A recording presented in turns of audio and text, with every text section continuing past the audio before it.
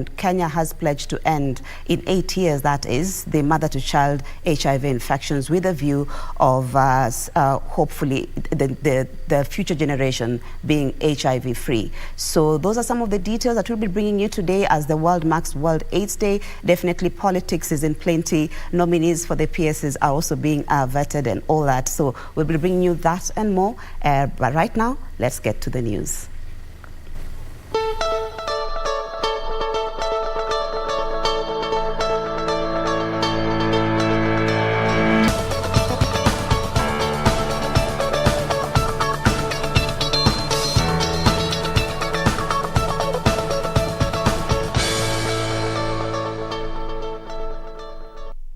Good morning once again. Thank you for joining us. My name is Marie Yambo. My Twitter handle @Marie Yambo on Twitter.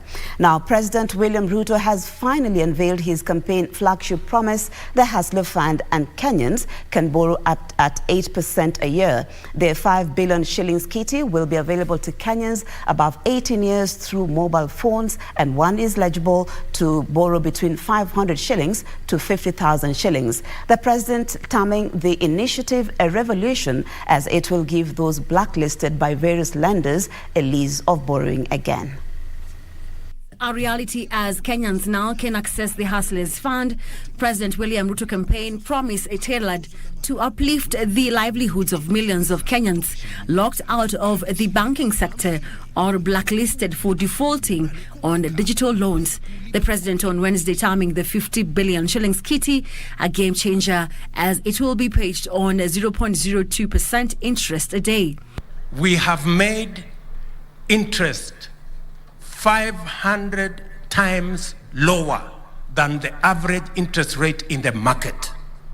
And that interest is going to serve only two purposes: to make sure that we can run the fund, and to make sure that the fund is available and is growing tomorrow to benefit the next person. The fund has been clustered into 3 products where individual borrowing can access between 500 shillings and 50,000 shillings.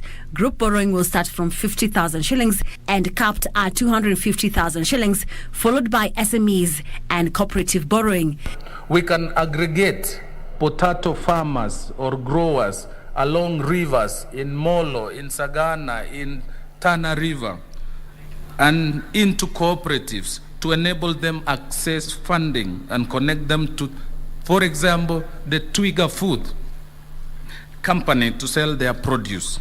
And those who repay within 14 days will pay no interest. Msituangushe, hizi pesa mchukue, msifanyie kazi na mlipe, kwa sababu mkikosa kulipa tutakwama. To be eligible, one must be above 18 and with a valid ID, a phone, and a registered SIM card to access the loan by dialing *254# for individual borrowers. Hakuna committee. Tumekubaliana technology ndio committee yetu. Wewe na simu yako, hapo ndio committee itakuwa. Na vile na rekodi yako ya vile unakopa na kulipa. That is the committee.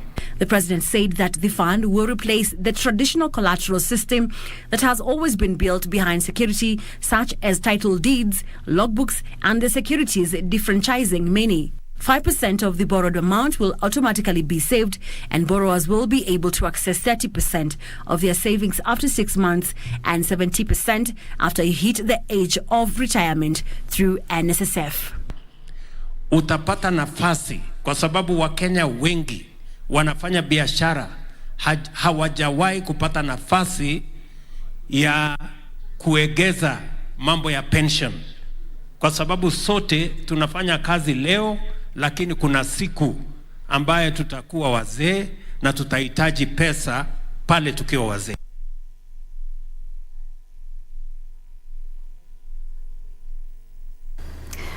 Principal Secretary Nominees for Energy, that is Alex Wachira, has committed to accelerate installation of power substations and connections to the national grid if approved by the Parliament. Speaking during his vetting by the National Assembly Committee, Wachira said he intends to lower the cost of energy through retiring thermal plants and dealing with cartels. Elsewhere, Broadcasting PS nominee, that is Professor Edward Kisiangani, has promised to enhance the budgetary allocation for State Broadcaster the KBC if approved by Parliament. Following the court ruling on Tuesday, National Assembly departmental committees resumed vetting of Principal Secretary nominees amid a tight deadline. Energy Principal Secretary nominee Alex Wachira appeared before the Energy Committee to explain his plan to lower the cost of electricity in the country. KTRACO has already done a line from Isinya, Athi River to Embakasi. But the substations have not been commissioned.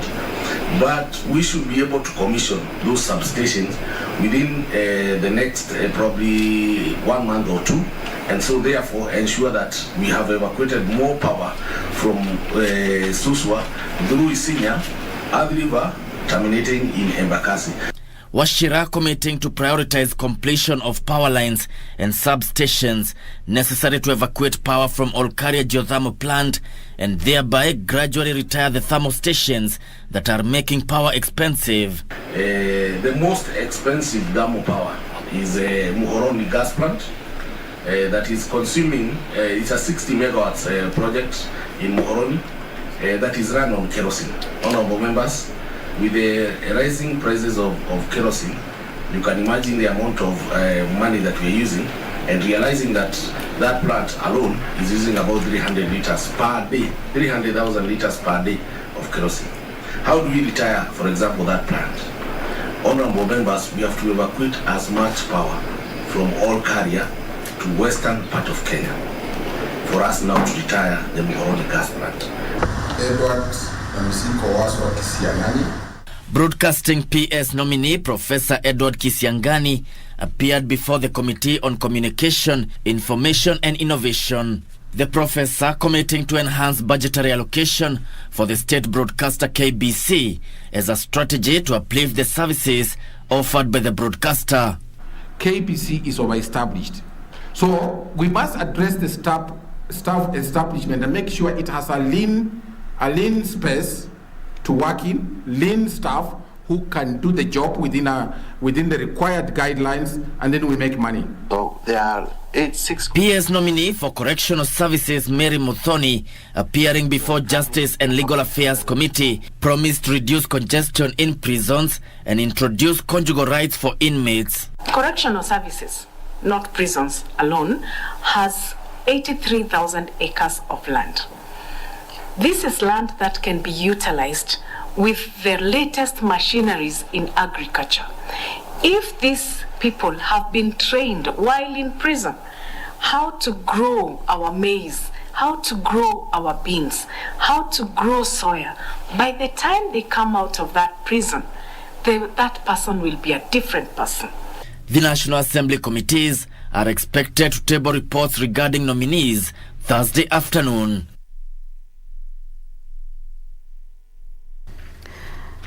To the corridors of justice, where the Director of Public Prosecutions has dropped the murder charges against Gender Cabinet Secretary Aisha Jumwa. The CS will, however, be a state witness in the case. This, as Police Sergeant Ahmed Rashid has filed a petition at the High Court challenging his impending murder charges preferred by the Office of the Director of Public Prosecutions in connection to extrajudicial killings of 2 teenagers in Nairobi's Eastleigh estate in 2017. According to the DPP, the evidence, witness statements and ballistic evidence established there was not enough evidence to hold a trial against Jumwa. The Gender CS and former Kilifi MP, together with his aide Geoffrey Otieno Okuto, were charged with the murder of ODM supporter Jola Ngumao in 2019. It is alleged that the 2 and their supporters stormed the home of Ruben Katana, where a ODM strategy meeting was taking place, leading to the shooting of Ngumao. Jumwa will now personally appear in court on December 21st, when the DPP will present a letter to the court detailing his decision to drop the charge. Elsewhere, embattled police officer Ahmed Rashid now wants the murder charges approved by the Directorate of Public Prosecution on November 24th against him dropped. Rashid, through his lawyers, claimed the viral video of him allegedly killing 2 teenagers, Jamal Mohammed and Mohammed Dahir Khairi, in his Lee First Avenue on March 31st, 2017, on suspicion of being members of a gang could not be authenticated and does not meet the threshold set out in the Constitution. The circumstances of this offense are as follows. A video clip was in the social media where an alleged police officer was shooting 2 young boys to death. That tape is the reason on which Mohammed Rashid is being charged. We have filed a petition challenging the decision to charge based on that tape.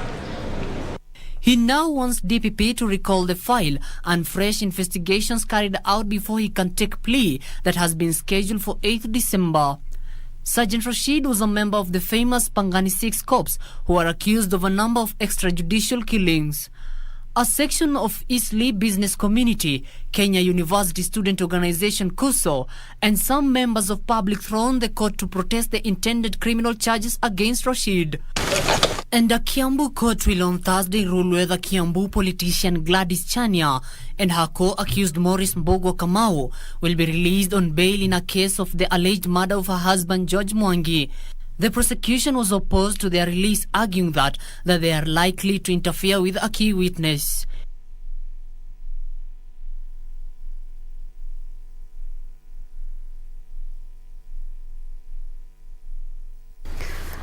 First Lady Rachel Ruto and the spouse of the Deputy President Dorcas Gachagua have called on Kenyans to pray for the government to implement the manifesto Kenya Kwanza administration promised Kenyans successfully.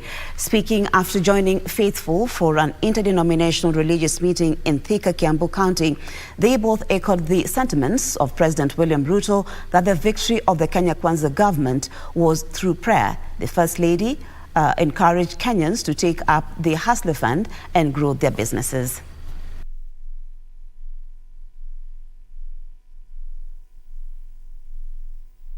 Within these 100 days, that the president and the deputy president gave promises to Kenya. One of the big things that is being done today is launching the Hustler Fund. And this fund is going to help us do business.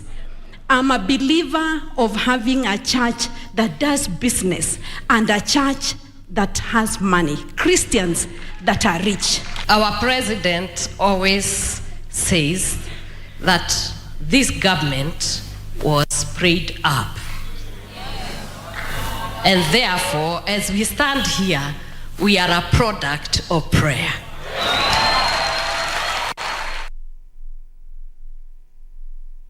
The High Court has blocked an impeachment motion by Meru County lawmakers against Meru Governor Kawira Mwangaza. In a ruling, Justice Tripisa Cherere said the members of County Assembly did not adhere to the stipulated procedures. According to Cherere, the court is obliged to protect Mwangaza against violation rights in the process of an impeachment. This, as the Meru County Assembly has issued a statement to withdraw the motion in compliance with the law. Page ruling, but I'll only read the analysis and determination. Meru High Court has stopped an impeachment motion by Meru members of County Assembly to oust Kawira Mwangaza as Meru Governor. In a ruling Wednesday, Justice Tripisa Cherere said the impeachment motion scheduled for debate by MCAs Wednesday afternoon is flawed and is hereby barred from taking place. And upon considering the application and the preliminary objection, and after hearing the presentations of counsel, this court finds that the procedure adopted by the respondents to process the proposed motion of impeachment of the petitioner is flawed and has the effect of violating her constitutional rights. The ruling further said that conservatory order is hereby issued to prohibit the respondents from discussing, debating, or in any way whatsoever dealing with the impeachment motion against the petitioner. 25th of January, confirm compliance and for further orders. Tatungojea hiyo tarehe 25 Januari. Tunaomba kabla hiyo tarehe ifike, Mungu asimame akiwa Mungu, wafanye kikao, wakati chini kutoka MCS, kutoka Senate, kutoka Women Lab, wakae chini waelewane. We are putting plans to remedy the situation and I shall advise on the way forward in the due course. Additionally, we wait the ruling of the court in order to be guided on the way forward. Meru Governor Kawira Mwangaza last week moved to court seeking orders to bar the county assembly from debating her impeachment motion. Through her lawyer Elias Mtuma, Kawira argued that the publication of the impeachment motion was called and allegedly signed by a stranger in the assembly acting as the clerk. Nitalinda pesa zenu. Hiyo sitaregeza. Hiyo nitalinda. Number 2, nimesema nitatembea mashinani zaidi hata ya Sabwege wa hiyo eneo. The impeachment motion was tabled by a Bugeta West member of County Assembly, Dennis Kiogora, who also doubles up as the minority chief whip on November 21st. Monday this week, a section of members of the public in Meru County moved to the region's County Assembly grounds to issue their views on whether Governor Kawira Mwangaza should be impeached.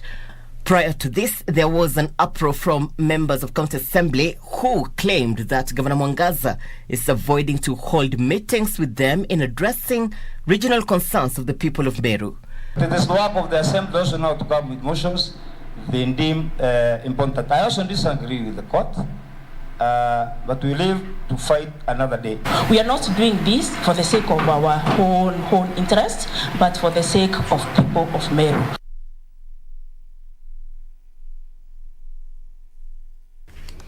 To matters health, where a total of 25 people have died from cholera outbreak, with a total of 1,094 cases of the disease reported across 10 counties in the country. Acting Director of Medical Services, Dr. Patrick Amoth, says Nairobi County is the most hard hit, with 17 sub-counties already recorded a case of the disease. At Nairobi's Soweto informal settlement, community awareness by different stakeholders session is underway. Tukimaliza siku 3 sasa tukisema cholera hakuna hapa, si tutafurahi? We can be very happy and we will be very proud. Nairobi is among 10 counties that are leading in cholera outbreak cases. Other counties include Garissa and Machakos. Sewage inatoboka kila mara. Unakuta imetoboka, ona kama hapa ndio hii hapa imetoboka. Wanakuja na mwaga dawa na inatoboka, na watoto sasa wamefunga shule. Inapita tu kila saa, unakuta wanashika wanaanza kulamba hiyo na wanaongi mikono. Wanatuambia tufunge hoteli, na hizo hoteli hata wakifunga sisaidii. Kufunga hoteli na bado mavisu na flow huku sio solution. Kuna pipes zenye zinaleta maji zimeungana na hii uchafu za choo. Speaking at the launch of the Kenya Status Report on Infection Prevention and Control in Healthcare Facilities launch in Machakos County, Acting Director General Ministry of Health, Dr. Patrick Amoth, called on the county governments to increase awareness to curb spread of the disease. As a national government, we have developed infection prevention control interventions together with the counties. We have done risk communication. We have supported the counties in terms of diagnostics, and we also working with the counties to ensure availability of safe potable water. Amoth, however, has tasked stakeholders to come up with a roadmap to facilitate assessment and mitigate future outbreaks. Close to 80-90% of healthcare workers don't actually practice infection prevention control measures. So one of our challenges as healthcare workers is to be able to change that practice, that what we preach and what we put in documents that we have developed, we actually practice that and can also be able to influence community members and households, then they can also be able to do the correct practices.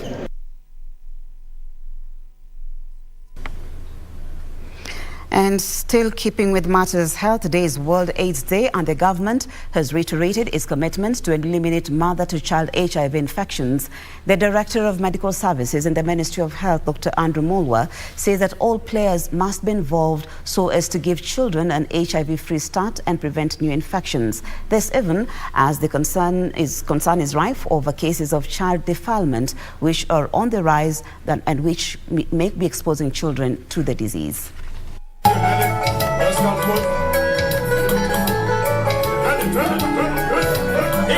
At the Kenyatta National Hospital grounds in Nairobi County, the pre-National AIDS Day is being celebrated ahead of the national celebration slated for Thursday in Bungoma County. The celebrations coming amid concern of people living with HIV and AIDS failing to adhere to medication, with community urged to journey with patients of HIV and AIDS and give them necessary support to avoid negating gains already made. We've seen a worrying trend of people who are getting tired of taking their drugs. And when a mother gets tired of taking her medicine, she will show up here with an HIV-infected child. She'll show up here with her child who is not virally suppressed. We also urge all to empathize with adolescents and young people living with HIV in our spaces as we seek to reinforce adherence to ART and foster their resilience in their lives. Director of Medical Services in the Ministry of Health, Dr. Andrew Mulwa, has emphasized the need to protect newborn babies from infection, noting this is one of the Ministry of Health's priority areas. Let all, including pregnant mothers, men health providers in private or public sector, and communities do all it takes to give every child in Kenya a HIV-free start. Stakeholders are also raising concern over increased cases of child abuse, including defilement, especially in urban settings, a situation that has made them susceptible to infections. And the perpetrators are grown-ups, you and me, and the end result of those children who are abused is HIV/AIDS. People are walking naked in the presence of our children. People are playing loud music at this time when children are doing exams. Surely, where are we heading as a generation? And in some of our studies we've done a good job and educated a lot of the young women, but they do not have the power to protect themselves against the male counterparts who have not received similar education. During the celebrations, 3 documents were launched, including the Kenya HIV Testing Services Operation Manual, Pre-Exposure Prophylaxis Framework to inform introduction of new commodities, and the PrEP Toolkit for service providers.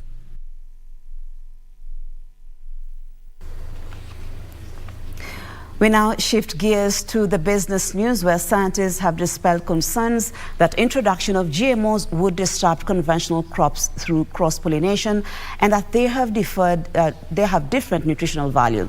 Led by Kenya National Academy of Science Chair Professor Ratemo Micheka, the scientists say Kenya has biosafety measures and research capacity to regulate the GMO value chain. This emerged as Livestock Principal Secretary Harry Kimtai said the government plans to appeal the High Court ruling stopping GMO use in Kenya. Over 70 countries have embraced GMO crops for consumption, with about 30 countries producing and exporting the crops. Scientists from across the continent want African countries to adopt mass cultivation and importation of GMOs for food security. And are proven to be a highly successful farm tool, delivering production, environmental and safety benefits. Foods from biotech crops also have been eaten for 25 years thereabout, with really no specific verified problems being reported. That regarding the market products, academies will advise case by case on the basis of knowledge acquired. They say thorough investigation and research has gone into GMO crops and has been proven to bring maximum yields and assured returns. Of cash commercialization, there is demonstrated evidence that GMO crops are more productive in quantity than conventional varieties, There are statistics to that effect. In addition, the Network of African Scientist Academies want governments to increase the capacity for researchers to explore biotechnology in the improvement of farming practices, to promote sustainable agriculture and resilient food systems in the continent. GMO crops on the market today have the same nutritional values, nutritional composition as any other crops that are non-GMO. They just, if you analyze the nutrients, chemical composition of those crops, there is the same. There is no difference in that composition. In October this year, Kenya lifted the ban on GMOs as a food security measure after Kenya experienced the worst drought in 40 years. But the High Court temporarily stopped its implementation. The National Biosafety Authority and the Attorney General are appealing against that decision, and it was heard from one party. Now we expect the High Court also to listen to the side of the government in regard to the GMO issue. Horticulture value chain players are concerned that European market might soon introduce certification requirements due to a lack of clear policy on GMOs. Trading partners like EU and the rest of the places where we export start asking us whether we export in GMO. And for us it's no, because the seed we plant is not GM. There's a process, there's a procedure, and because there's no clarity so far from government in terms of formal communication on what's going on, it's causing confusion. And this confusion needs to be brought to a rest by the Ministry of Agriculture and by a safety authority, so that they give comfort to the country and give comfort to the world. And now scientists are dispelling fears not only to farmers but to Kenyans that GM maize is here for their benefit and not for their downfall.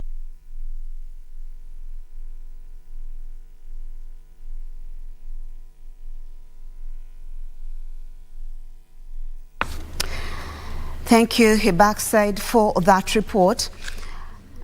About 100 elite athletes are expected to participate in the 7th edition of the Conservation Marathon for Chemosusu Dam this Saturday. However, the marathon, organized at a cost of more than 13 million shillings, has attracted a total of 3,000 athletes. Let's get the details. The 7th edition of the Chemosusu Marathon will be held this Saturday, the first time it's being held since 2019. It has attracted 3,000 athletes, including 100 elite athletes. The marathon has been held over the past few years to enhance conservation of the Chemosusu Dam, create health awareness in the community, and support education and talent incubation programs.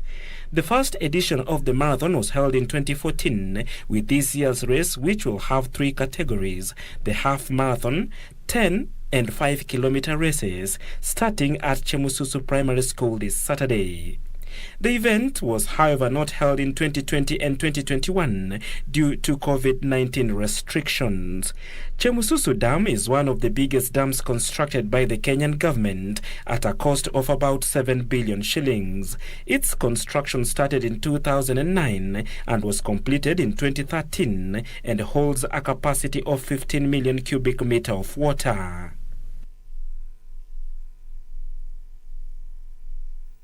Well, that's where we end the bulletin this morning. Thank you so much for staying with us.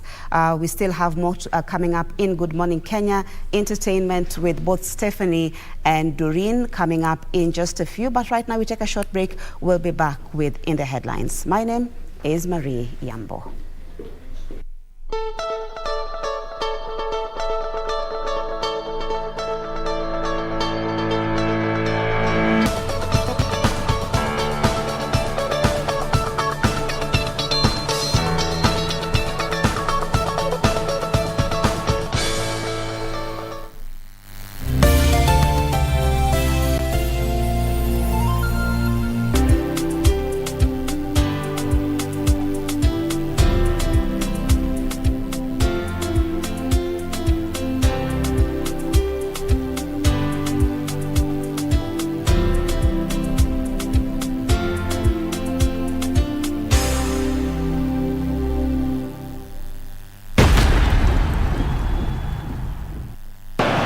There's a chance here, opportunity, this could be number one. Good save by the goalkeeper, Danny Watts. A good pass from Kane, This should have been a goal. With his quality, it should have been a goal. And it was also clever. He watched the goalkeeper before even kicking. Games. Wilson off the defense. Rashford. Mistakes. This one. Good save by the goalkeeper. Follow up.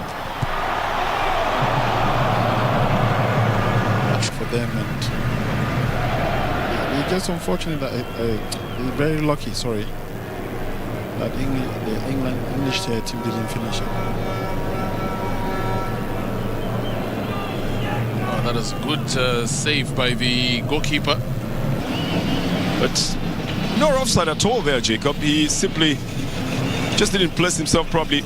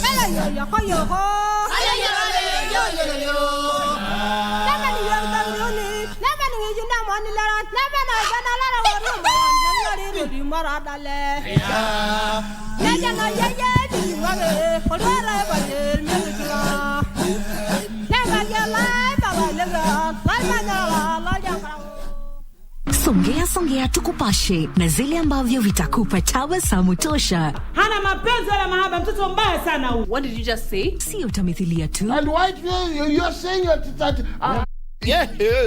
Ni tamthilia tosha. Alinishika hivi. What?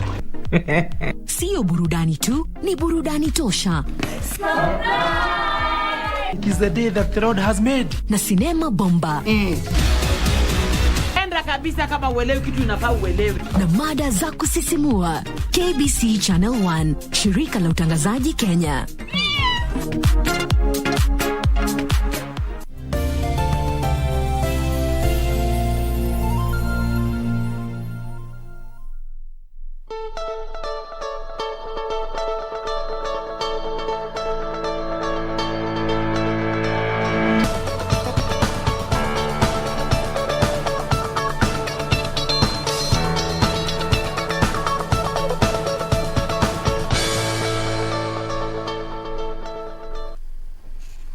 We look at what's fresh off the press this Thursday morning. I start you off with a copy of the Daily Nation. On the front page, Ruto reads his bickering CSs, the Riot Act, where he was angered by what he said was a failure to adopt the collective responsibility doctrine.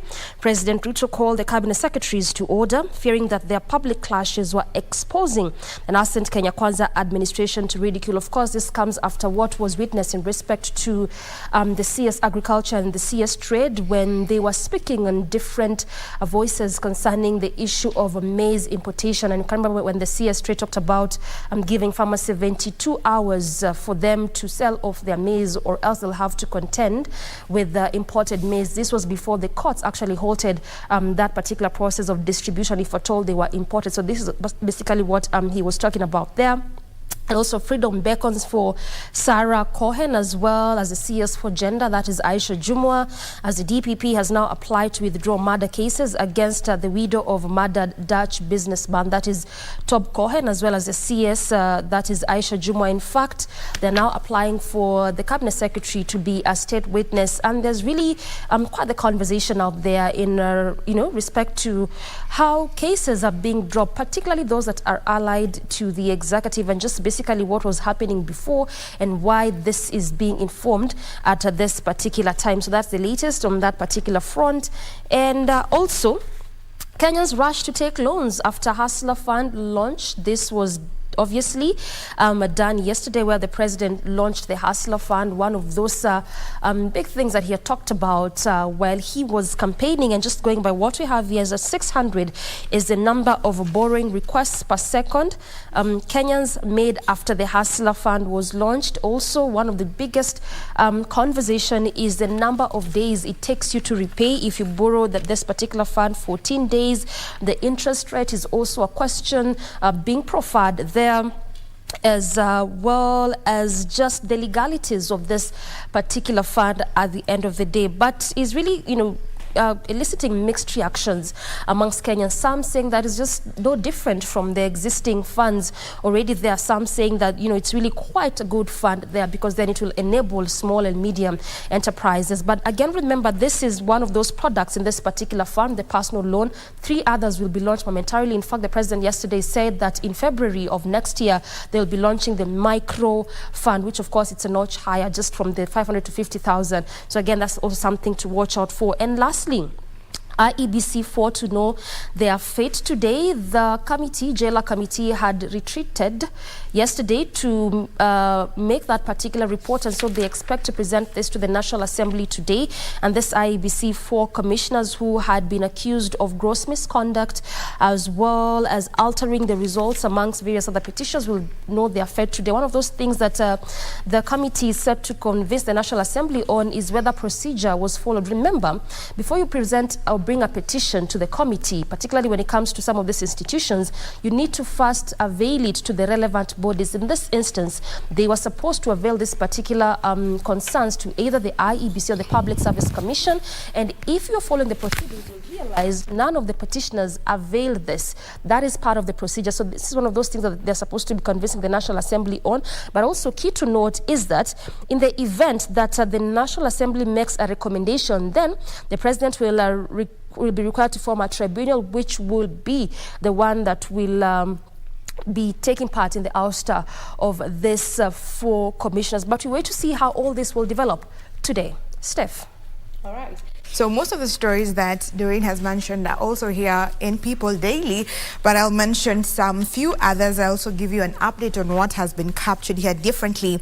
On matters, the PS vetting, the MPs race against time to vet officials. Well, the MPs are to table their report today in Parliament at the National Assembly in the morning. This is after the MPs approved a motion by Leader of Majority Kimani Ichung'wah yesterday after to have the House sitting today in the morning to ensure they deal with the approval of the PSs as well as deal with the petition seeking the removal of the 4 IEBC commissioners. This is after the jailer committee has made that decision, and it is said here Cherera 4 guilty as charged, says team. So the 29 PSs who appeared before the National Assembly Committee in a bid to meet deadline, the conclusion of that will be done today in Parliament, and also we also will have the tabling of the report of the 4 IEBC commissioners. To something else, drama as sleuths seek to take DNA samples from suspects. So yesterday, drama ensued at Capitol Hill Police Station when Internal Affairs Unit detectives attempted to forcibly take DNA samples from detained Special Service Unit officers at gunpoint. This detained SSU officers under the Directorate of Criminal Investigations are accused of being behind the disappearance of 2 Indian nationals, and that is Zulfikar Ahmad Khan and Mohammed Zaid, and their taxi driver Nicodemus Mwania. To some other news that has been mentioned, just to give an update, something that has been mentioned here is that the Hustler Fund, the fund will allow unregulated chamas and SACCOs to borrow up to 10 million, while the regulated ones can borrow up to 100 million. And people yesterday were skeptical about the fund because they thought that the 500 to 50,000 limit was for businesses and microloans, but that is to be launched next year. It is to start next year, February, where they will be giving a higher loan to these businesses. that is a cap of 50,000 and 500,000 to be increased to 10 million after a successful trial. And some hustlers were being asked about this. They were sampled, and to just mention two of them, one can, they said that one can apply for the funds as an individual and not just as a group, unlike the previous funds. So this is a person that is for the fund. And another from Nakuru said the money should go to all hustlers, even those who did not vote for Ruto's party, UDA. And the president made this very clear that the fund is for all. So that is good news to everyone in the country. Those are some of the stories in People Daily. Marie. Thank you, Stephanie. And I have the Standard newspaper with me here. Still the same story is being covered. The Hustler Fund, Hustle Game Changer. That is the headline on the Standard newspaper, the first page or the front page. And this is just to emphasize that President William Ruto did actually deliver on his promise of setting up a Hustlers Fund. That's about 50 billion shillings kitty for Kenyans who are low earners and or those who actually grapple with borrowing, especially on mobile platforms which are charging high rates in terms of interest. So that was done yesterday. The Hustler Fund kitty was launched, and now Kenyans, especially the low-income earners, can now borrow from between 500 to 50,000 shillings at a very low interest rate of just 8% compared to the other money lenders. And this Kenyans can actually do through their mobile phones, just about register. You don't even need to register. You need to just have your ID card, which means you have to be 18 years and above. So this Hustler Fund is hope that will help Kenyans, especially the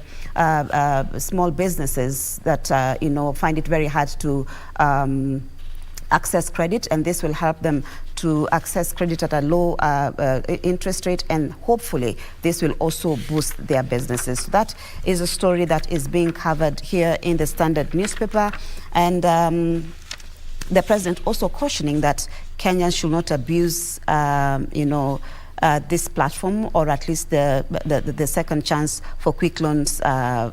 He cautions there.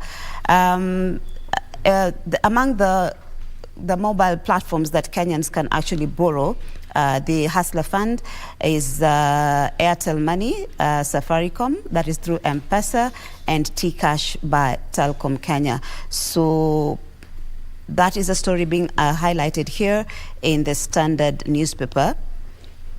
Moving on, GMOs, or not that, in the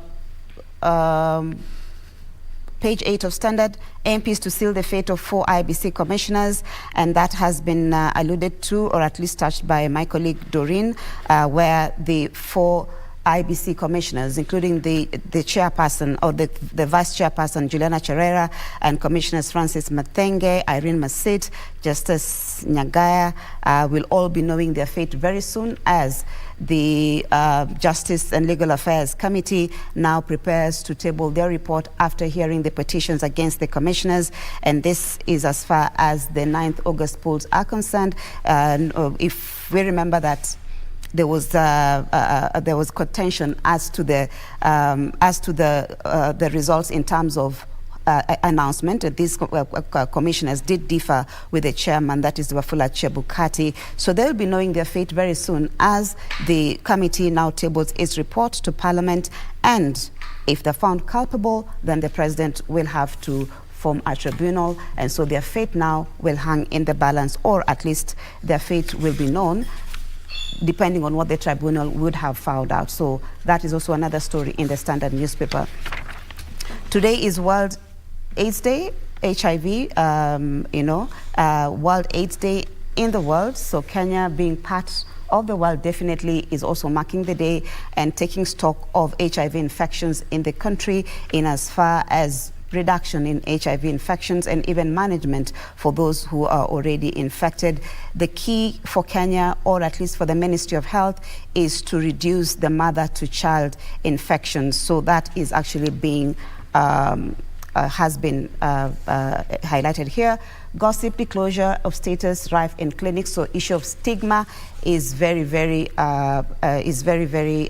rife still. 30 years, more than 30 years after the first HIV infection was actually reported in the country. So I want to take a break right there, and I'll be handing it over to Doreen to continue with Good Morning Kenya.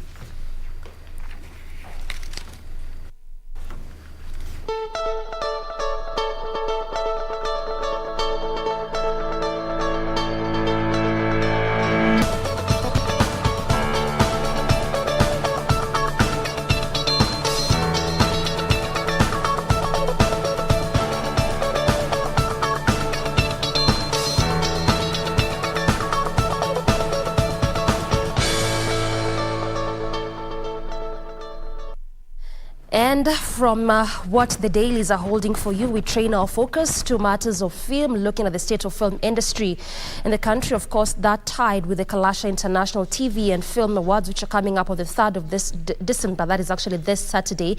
And I'm holding court with the CEO, that is CEO Kenya Film Commission, that is Timothy Owase. Good morning, sir, and welcome to the program. Thank you for hosting me. Yeah. And good morning. Good morning. All right, let's just start from the Kenya Film Commission, the state agency. This was established in 2005. But then tell us, what is the mandate of this commission? Well, the Kenya Film Commission was established in the year 2005 via Gazette Notice number 10 as an advisory agency to government on matters film in Kenya. In the year 2015, Kenya Film Commission mandate was re-enhanced, and we got a new legal notice giving the commission an enhanced mandate of about 15 mandates to support the industry, undertake capacity building in the industry, promote the film industry, champion audience development, fund the film projects in the country, and also market Kenya as a filming destination. So we have a huge mandate in this country to see to it that we have a vibrant film industry in Kenya. Yes. And I can tell you for sure the commission has really been doing a good job at that, just keeping up to its mandate.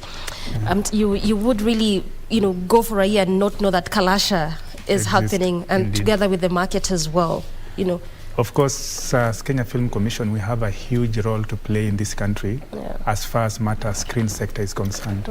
We know the value of the film industry, what the country can be able to attain as far as job creation, branding our country, attracting tourists into our country, and also championing the growth of other sectors in the country.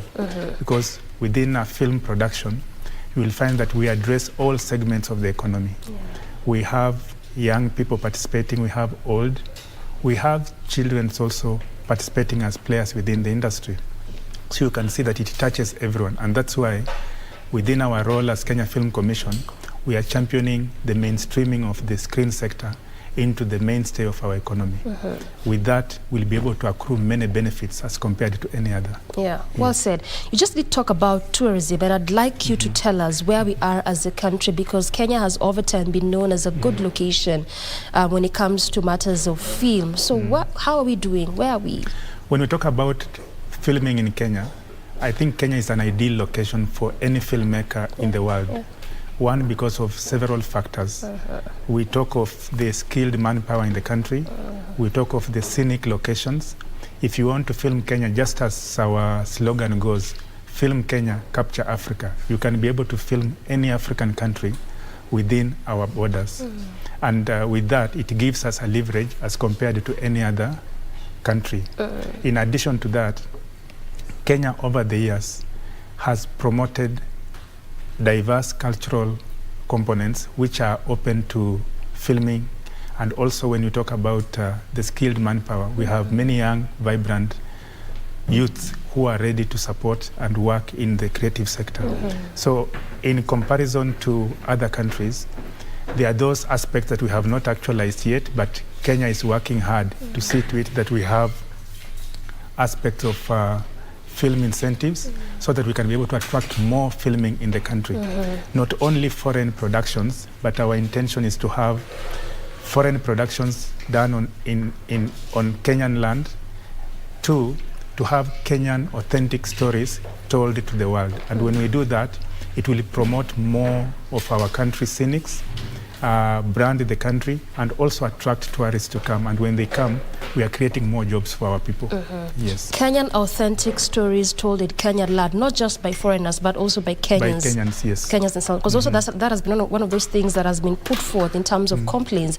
And perhaps you may just tell us, how are we doing with respect to that, so that then it shows we are moving from the westernization, but then coming back to telling our own stories in our own way, in a way that impacts also us. Yes, Kenya Film Commission has come up with many programs. These programs are geared towards promoting our own authentic stories. Okay. First, we undertake what we call county capacity building programs. We undertake capacity building in counties to see to it that we are powering skills in many young people who are ready to tell our stories. And by that, we grow the number of skilled manpower within our border. Number two, we are establishing what we call the Kenya Film Hubs at counties. And the film hubs, these are hubs that are purely facilities or centers for production. Any filmmaker, for example, today, if you went to Nyeri, Dedan Kimathi University, you will find a Kenya Film Commission film hub where you can walk in, do your research, do your edits, plan your production, utilize facilities like cameras, editing suites, sound studio, among others. And with these facilities, the Kenya Film Commission aims to power more storytelling components within our filmmaking fraternity. The other program is facilitative. The Commission facilitates all filmmakers in the country as far as accessing government facilities are concerned. If you want to go and film in Masai Mara, for example, and you like to access the Narok County government, Kenya Film Commission has a special wing, that is the liaison offices, that provide free liaison services between filmmakers and the key government offices.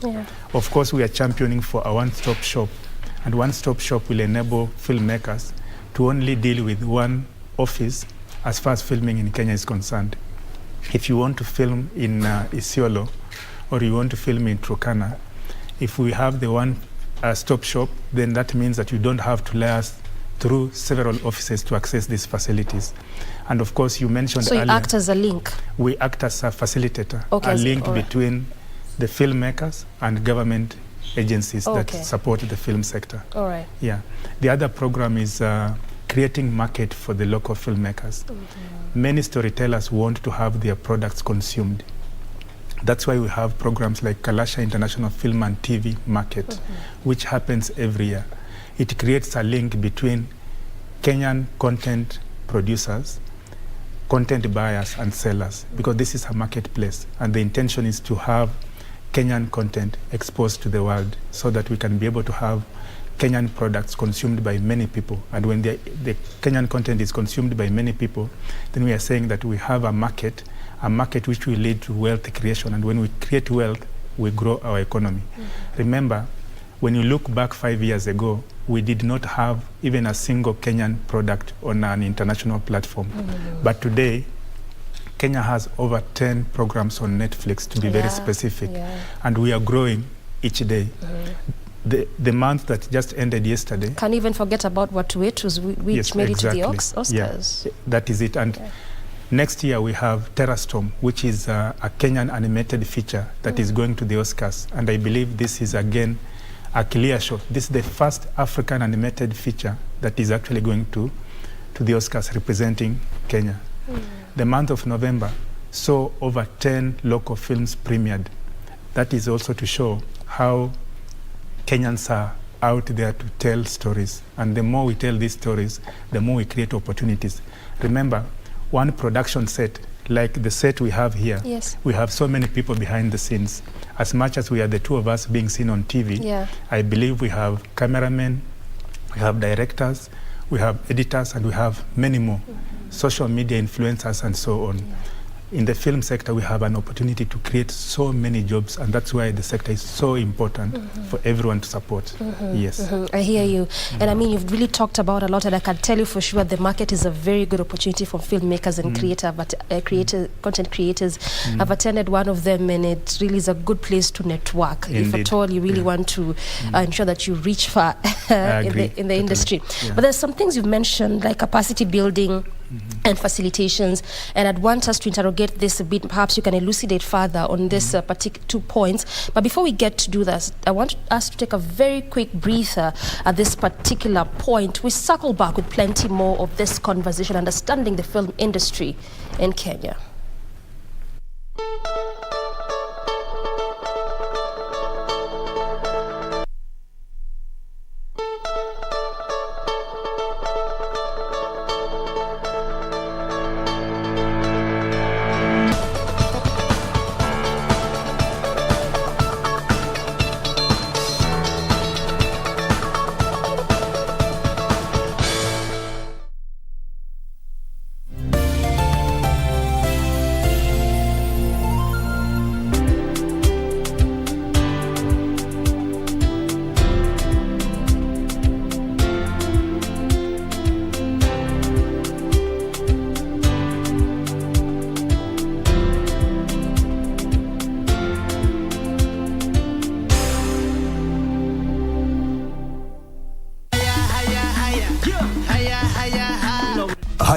Hayawi huwa kinyang'anyiro cha kombe la dunia nchini Qatar cha ngwananga Novemba 20 hadi Disemba 18, huku timu 32 zikiwania taji.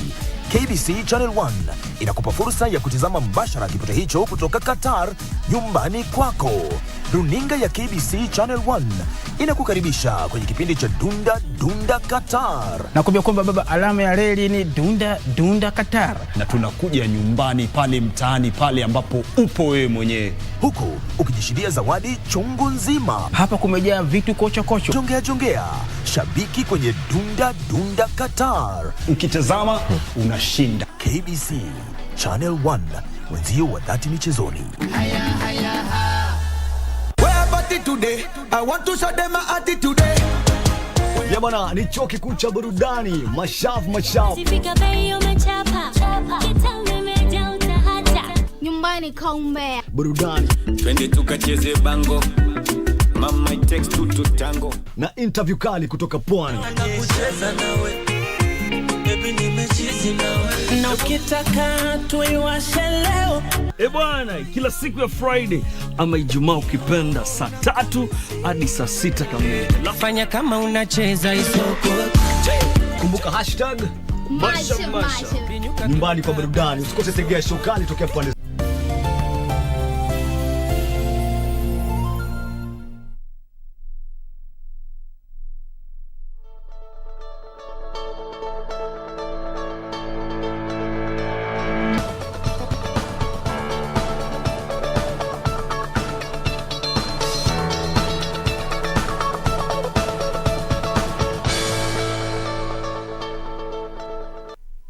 Welcome back to the program. We definitely appreciate your valid company. Still holding court with the CEO Kenya Film Commissioner, that is Timothy Owase. And sir, I just want you to very quickly talk about this issue of facilitation before we get to move to financing, and also talk about the Kalasha Awards happening on the 3rd of December. There's a lot of concern when it comes to facilitation, and maybe actually that can tie down to financing, because I was just telling you earlier about how I read somewhere where a good number of artists were complaining that even just to shoot a short documentary or a short film in an area like at the National Park, for a week you have to part with 5,000. And at times you can imagine you have to actually do this almost daily. So you as a body, how are you bridging this particular gap? Thank you very much. To start with, we all need to appreciate that filmmaking is business just like any other. And anytime a filmmaker sets out to do production, they have to get a filming license, which is issued by the Kenya Film Classification Board. That's a requirement by law. Number two, when you are going to film at the National Park, these are restricted facilities that are managed by the Kenya Wildlife Services. And there are conditions that are set for one to be able to utilize this facility. At Kenya Film Commission, we are there to champion the film industry and facilitate productions within the industry. So anytime a filmmaker wants to access these facilities, we have a liaison office that offers these services for free. Of course, when it comes to charges, those are statutory requirements that I will not really discourage anyone not to pay. But just like you go to your farm, you buy fertilizer, you hire people to come and help you cultivate your maize or any other product, filmmakers need to know that they're actually running a business of film. For you to come up with a good product, you must be able to invest into it. But feel free to utilize the services the Kenya Film Commission is offering, especially when it comes to liaison services. We want you to access these facilities in a very easy way, and that's why we have come up with an office that is purely dedicated to serving the filmmaker. Okay, yes. I hear you. Then on the issue of funding, yes, we have a program, we call it the Film Empowerment This Program. is as KFC? As Kenya Film Commission. Okay. We facilitate productions every financial year. We have so far done 3 cycles, and I can assure you, from what we have done in the past few years, as far as funding film products are concerned, it's a step towards facilitating the film industry to be able to tell their stories. But anyone seeking to be funded, of course, government cannot be able to fund you 100%. Yeah. I want to encourage filmmakers to be able to source for extra funding so that government complements whatever. Where do they source it from? You can be able to crowdfund. You can be able to, as any other business, you can be able to seek funding from Youth Fund. Now we have the Hustler Fund, among others. So all I'm trying to say is that focusing on filmmaking as a business will enable a filmmaker to source for funding from private institutions, family, you crowdfund, among others. We also open up spaces through film festivals where engagements between film financiers take center stage. When you do this, you can be able to access to funding. But again, that is not to discount the fact that Kenya Film Commission is working towards establishing a film fund. And when we establish a film fund, that will be able to facilitate more funding to the film industry, but that may not be 100%. So focusing on filmmaking as a business will enable one to plan well, think about whom you are creating your film for, how much money you're expecting to accrue from all your return on investment, plan like you are planning to go and market a product in a foreign market with a specific objective.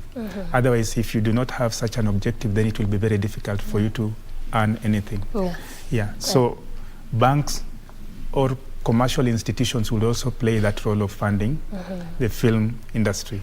But remember, a bank will not fund you if they cannot be able to see your A to Z plan on how you plan to return on investment. I mean, we can safely agree that when it comes to the issue of funding, it actually takes 2 to tango. It's not a one-sided affair. But also, we need to appreciate the work that you've done. I was just telling you about Medicine Man by Betty, which you gave. Is it that almost is just 100? One of the many. Yeah, that is one of the many films that we have so far supported. And in the next few weeks, we are going to announce the results for the 3rd cycle of our funding to the film industry, where we are likely to support about 20 film companies to be able to tell stories. And when we have this kind of initiative, the intention is to tell more of our authentic stories. Yeah, and there's nothing as beautiful as telling your own story in your own way, in a way that and of course, when we do this, the bigger picture is that we are creating opportunities for many young people. We are also telling our stories that will be able to market this country. Other than that, through storytelling, you brand your country and you also power growth in the other sectors. Remember, we are just coming out of the COVID-19 pandemic, which was a serious issue, especially when it comes to the creative industry. Because with the restrictions to access certain locations, it was very difficult to tell stories. But I can assure you, from the screen sector initiatives, we are able to power all other sectors, be it health, agriculture, manufacturing, legal, and among others. Basically, this is a sector that drives all other economies within a given market. I hear you. And I can tell you for sure there's really quite a lot to talk about. Just the way you're mentioning, you're really bringing ideas to my mind of what to talk about. Sure. But I also wouldn't want us to miss not talking about the Kalasha International TV and Film Awards happening on the 3rd of December. One may just be imagining this happens annually. So what makes this one different? Kalasha is our flagship award scheme in the industry, which has been on for the past 11 years. And this Saturday, we'll be celebrating the 12th edition of Kalasha International Film and TV Awards. Basically, the aim of Kenya Film Commission coming up with the award scheme was to recognize excellence within our industry. So we'll be awarding the best from what we received in terms of submissions, be it feature film, documentaries, animation. We have also introduced gaming into all this, and we'll be awarding 39 categories. We have 8 regional categories as well that we have introduced into the award scheme this year. And what makes Kalasha International Film and TV Awards 12th edition different is that it's actually the 12th edition. We have moved from 1 all the way to the 12th. Which is a very big milestone. It is a huge milestone for us. And also, we have positioned Kalasha as one of the best awards in the screen sector in East Africa. We would like to continue doing this because the more we champion Kalasha Awards, the more we give our artists room to up their game in terms of quality of productions, other than the quality of productions, feeling appreciated in terms of what they are doing in the screen sector in telling stories. Yeah, and I can tell you for sure, if you're someone in the film industry, you realize that this is a very big event. In fact, yesterday, even as my producer was preparing me for this interview, I was even asking him, how comes mwaka tujafanya Kalasha? Only for you to tell me. Kalasha is here. Kalasha is here, and it's bigger than ever before. I believe we'll all celebrate the winners. And of course, all Kenyans are winners because naturally Kenyans are storytellers. And we have so many stories that have not been told. So I'm rallying all Kenyans to support this sector. Champion storytelling as a way of life, as an economic activity, and one way of integrating our country. Yes. I hear you. There's a notion that has over time been going around that this particular awards are meant for the select few, and sometimes even when you get to social media, you know, when you follow some conversation, there are some names that are I beg your pardon, that are always pinpointed. That when you think of Kalasha, there are just some specific names that you always see over time. What do you speak? I think maybe that is in reference to other awards in a different country, not Kalasha. Kalasha has a very structured way on how we arrive at winners. We have a jury. The jury is a select industry players which comes from film associations, and they actually scan through all films to come up with the nominated films, which ultimately end up to voting, which involves public, before we can be able to announce the winners.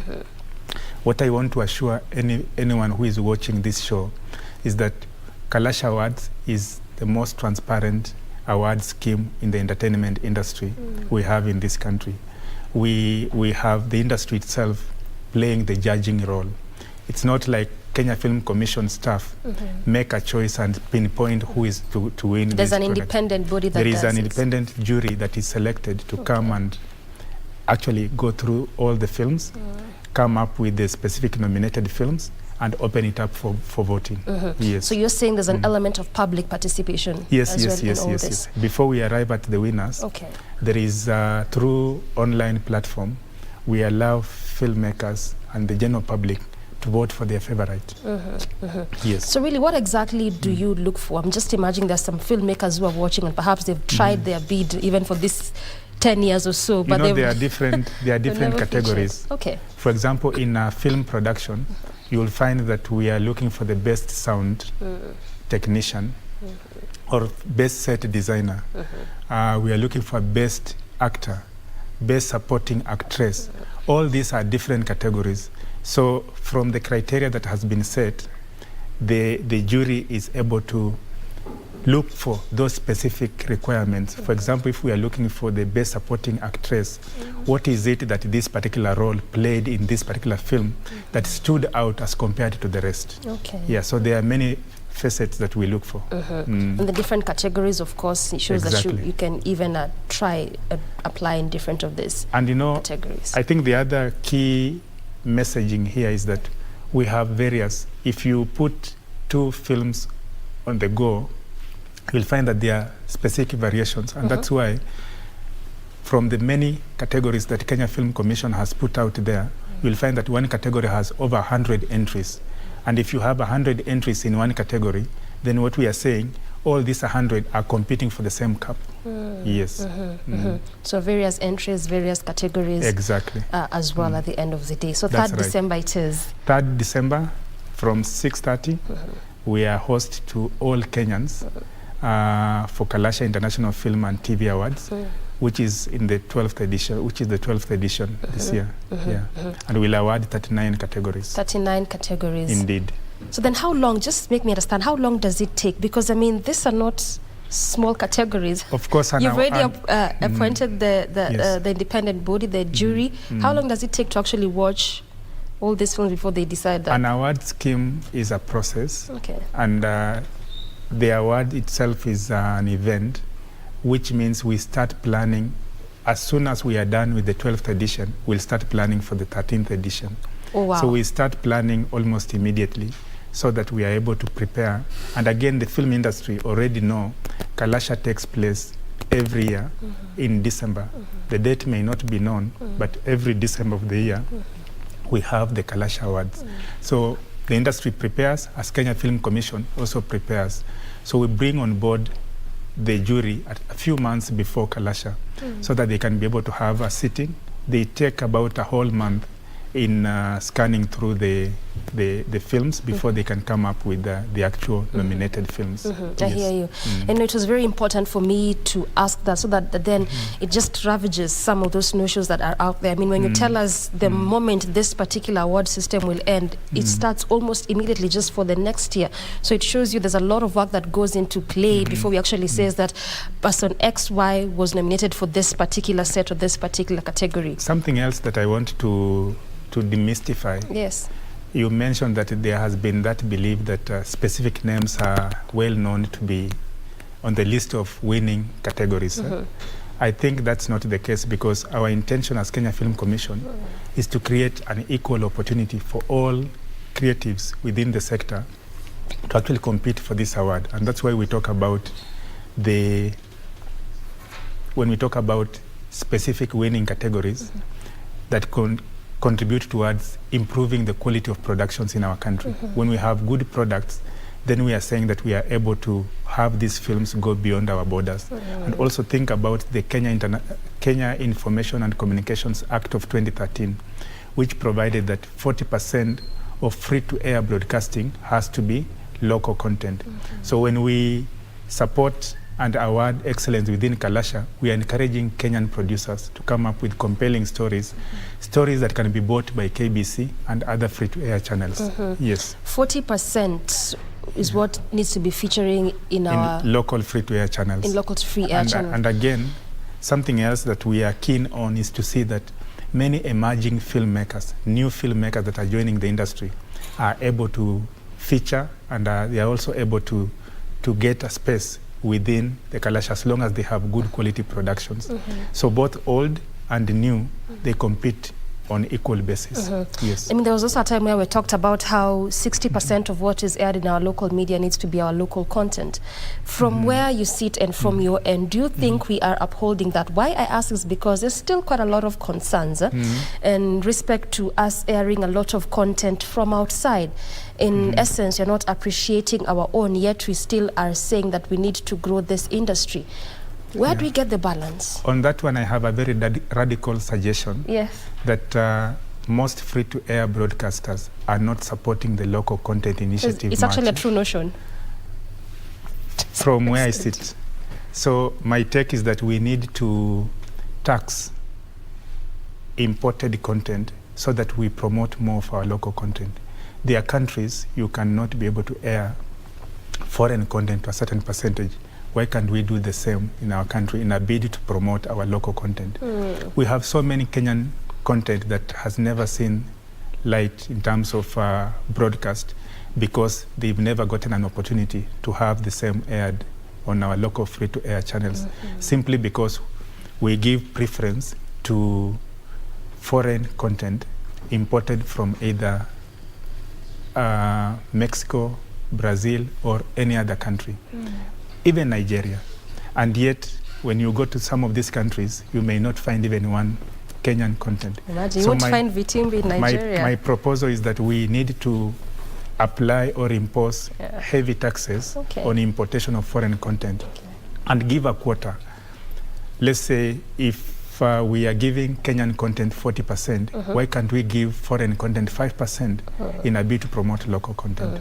And also, I want to take this opportunity to encourage local broadcasters, including KBC, that you need to be the champions of local content. Yes. I think KBC is doing a good job on that one. Sure. We are just about to also host a group quite doing a good job. You know, the series, the drama series just debuted on Monday. That is Mpakani. Yes. You know, quite. I'm telling you, you need to watch that. If you've not watched, if you've watched Mission to the Rescue, then you understand what I'm talking about. Correct. But I want to believe you're doing a good job. But I mean, we are all in agreement that there's really also quite some work that both players need to do, if at all we need to grow this particular industry. I think an appreciation that government is there to facilitate the industry, and that's why government established Kenya Film Commission to facilitate the operating environment for all filmmakers. We look at all aspects. If there is any law that needs to be looked at to facilitate the industry, that's why the new draft policy and bill are in place to create a new environment of operating for the screen sector. This will champion components of co-production treaties, funding, facilitation in terms of creating a film-friendly environment. I'm also looking at components of, let's talk about how do we incentivize infrastructural development, because I would like to see a situation where investors are coming in and are able to invest in counties by setting up cinema theaters, despite the fact that content today is being consumed differently. Many people are consuming content on their mobile telephony, and again, that gives us an opportunity for filmmakers to be able to monetize their content in whichever format. I hear you, and thank you so much for that, and also just making us understand where we are in this particular space. I can tell you for sure there's a lot we could have talked about, but we are strapped for time, and we have to cap it at that particular point. Nonetheless, thank you, and we appreciate your time. Thank you very much for hosting me, and I just want to encourage Kenyans that on 3rd, which is Saturday this week, please look out for Kalasha International Film and TV Awards that will be coming your way, and we'll be celebrating excellence within our industry. Let's celebrate together and champion the local film industry. Well said, Asante. well said. Good place to end this conversation. I have been speaking to Timothy Owase, who is the CEO Kenya Film Commission, of course, talking to us about the state of film industry in Kenya that tied with the Kalasha International TV and Film Awards coming up on the 3rd of December. So watch out for that as well. But we're not yet done with Good Morning Kenya. Still plenty more coming your way after this breather. Stay with us.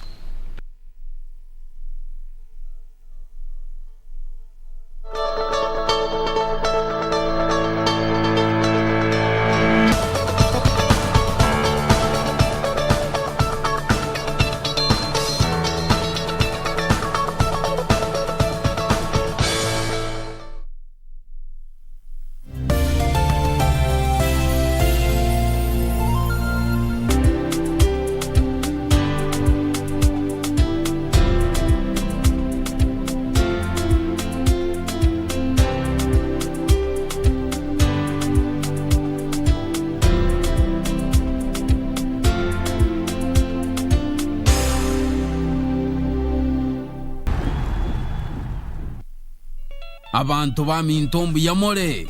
Your favorite Ekegusi station, Minto FM, is now at your doorstep. Enjoy the hottest Kisi music, informative and entertaining shows, and reliable news only on Minto FM. Tune in to Minto FM on 91.7 FM in Nyamira, Kisi, and its environs. Minto FM, in Nyakanga, in Yamana.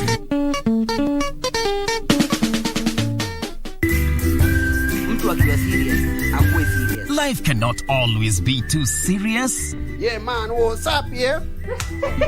Allah, We've got to take some time off and laugh, laugh, laugh, and laugh. And we tickle you down with lots of laughter. That's why I'm saying I'm who is who. Huh? With satire like no other. Tell him to bring it on. Dakachapa.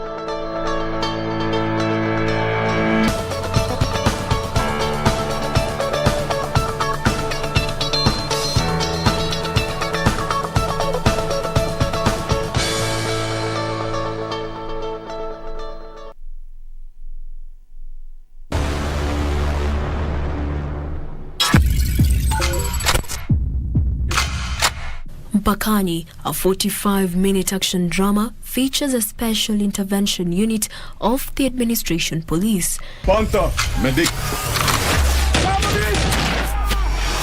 This unit is dispatched to the front line in Wajir on the Kenya-Somalia border to deal with the threat posed by the notorious Al-Shabaab commander who is planning a major terrorist attack in Nairobi. All I ask. In each episode, the unit formulates and executes a mission based on intelligence received as they seek to thwart attempts by the Al-Shabaab to infiltrate the country and cause harm. Mpakani was commissioned to show a story of 6 officers working on our border on the north part of Kenya. And we've all had stories from there, we've all had news features.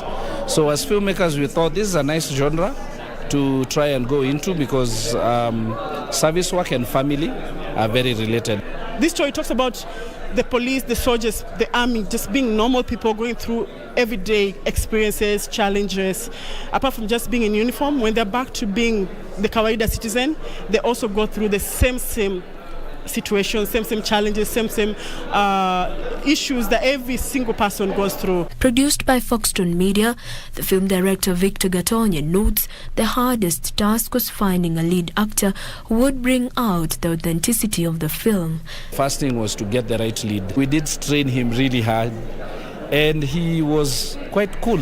He was messed up by the end of the day, and he was very positive, and he walked out. And we all went there, we have a lead. So after we got Cloud, then getting the other characters was quite easy. As an actor, Mpakani has really given me the role I've always wanted in life. I really needed to prove to myself, not just to the to guys, but to myself that I can actually do this, and it's actually something I really wanted to do. So yeah, I gave it my all. I had to learn a different language I've never even spoken before, but I had to do it for the film. It was quite challenging to me. But I managed, I went through everything, and I got something good out of it. I loved it at the long last. University. Sniper. 1, 2, 3. The film industry has equally to good sides. It also has challenges. We live in a society where you have to prove yourself.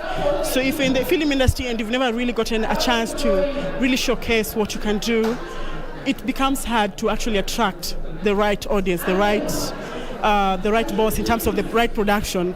So you can be good and you believe you're good, but if you don't have the platform to show that, it will take you quite some time before you can actually showcase what you have. Our art scene post-COVID, it's produced more than ever. We've really done well. The movies that are coming out are really nice. The series, recorded in Nairobi, Kiambu and Samburu counties, takes the audience through the lives of the officers while on duty by capturing the real-life situations they face daily.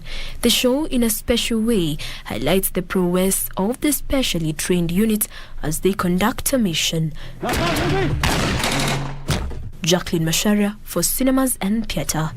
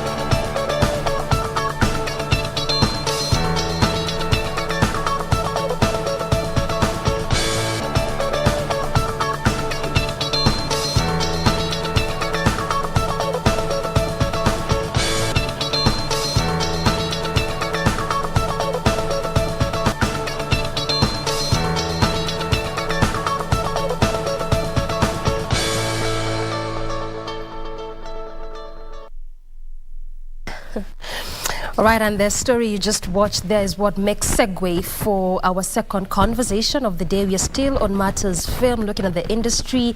Right now, we want to talk about Mpakani, the film, which debuted this Monday at 10 p.m. here on KBC Channel 1. I have created first time with Lois Romboy, who is the head of productions, to my extreme left.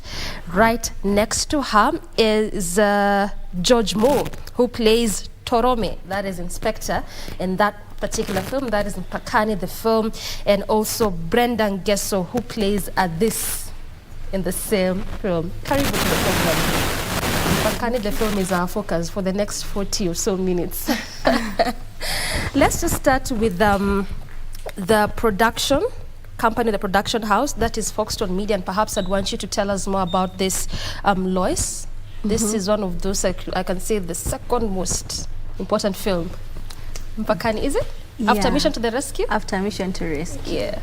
Yeah. Although we started with, we had another film called Coast Revenge, but and then we did Mission to Rescue, and then we did Mpakani, which is a series. For some reason, everybody thinks it's a film. I don't know. It's a series. It's a drama series. Yeah, it's an action drama that is 10 episodes. Yeah, and each episode is 45 minutes. So each episode is 45 minutes. Yes. All right. Yes.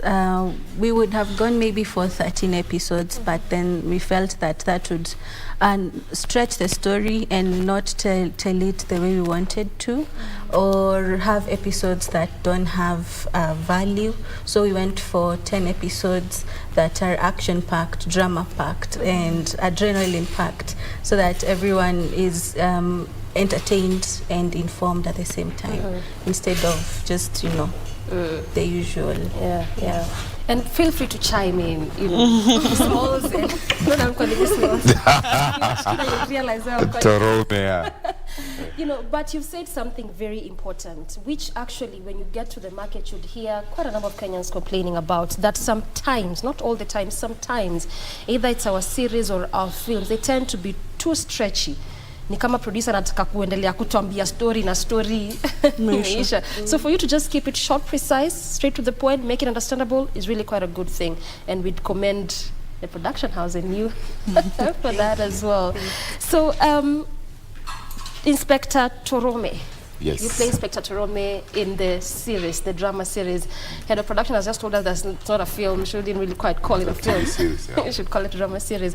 But this is one of those series that, if you really watch, you'd realize it's going to detail. It's one of those stories that you wouldn't really find anywhere. Sometimes you're used to just the kawaida drama, love kind of drama. But this one is actually more, it's intense. Action-packed. Yeah. Tell me about your role and just playing this in this series. Torome, he's an inspector who is just I would say like ni mtu anataka tu kufanya kazi and protect the country and the unit and make sure the unit inafanya what is supposed to be done. Yes. And one thing about Torome, he's a hard worker. He's a workaholic, ni kazi, nothing else. So briefly, that's Torome. Yeah. That's Torome, Inspector Torome. He's a guy mwenye anataka tu kazi ifanywe, nothing else, and we protect the country, and he minds about the welfare of the unit and welfare of the country. You protect the country. You are actually a professional, trained, should I say, gun holder?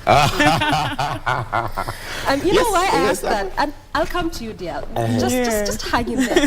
You know why I said that? And perhaps this is why I kept calling you Smalls over time. Good number of films, programs you played. When you learn to is this why?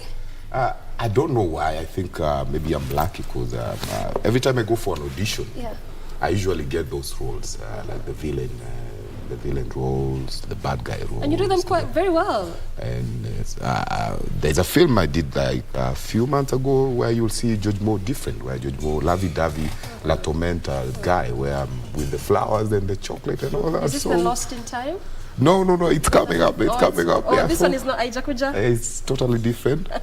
But I love playing those roles. I mean, with 16 years in the industry, that thing just tells you. You even know how long? I did some good research. Okay, nice, I appreciate And this in the film, well, the only name Tell us about this particular role in Pakani. This basically is the kind of woman who, in a story, she wants to fit in. And she wants to make her life more meaningful. And so she's taken herself outside to protect everyone that she can. This includes joining the SI team, basically, to be out there and protect her country. She's vowed herself to, she's not just a mother, if you've seen, she's a mom, and she's decided to enlarge the mom region of not just being a mom to her daughter, but also being a mom to the society. She's given herself to protect the nation, and she'd do anything out there to make it work. Yeah, so this basically, she is also a representation of the women in the society who are also willing to protect their loved ones, their country, because even in the army there, we have ladies, but most of the time we don't have their stories. So this is out there to present them, to show the society just that the woman is also out there, not just for her family, but also for the nation. Yeah. I hear you. Yeah. Momentarily, I'd come to how and what it took you to prepare for this roles. I call them quite intense roles because just the way I've said, it's not the kind of movies or series you will find or the ones that perhaps we are even used to, as a country. But Lois, talk to me about the series particularly and what message it's seeking to just send out. Mpakani is seeking to talk about, it's mostly talking about radicalization and preaching against radicalization and what we can do as a society to fight radicalization. That's the first thing.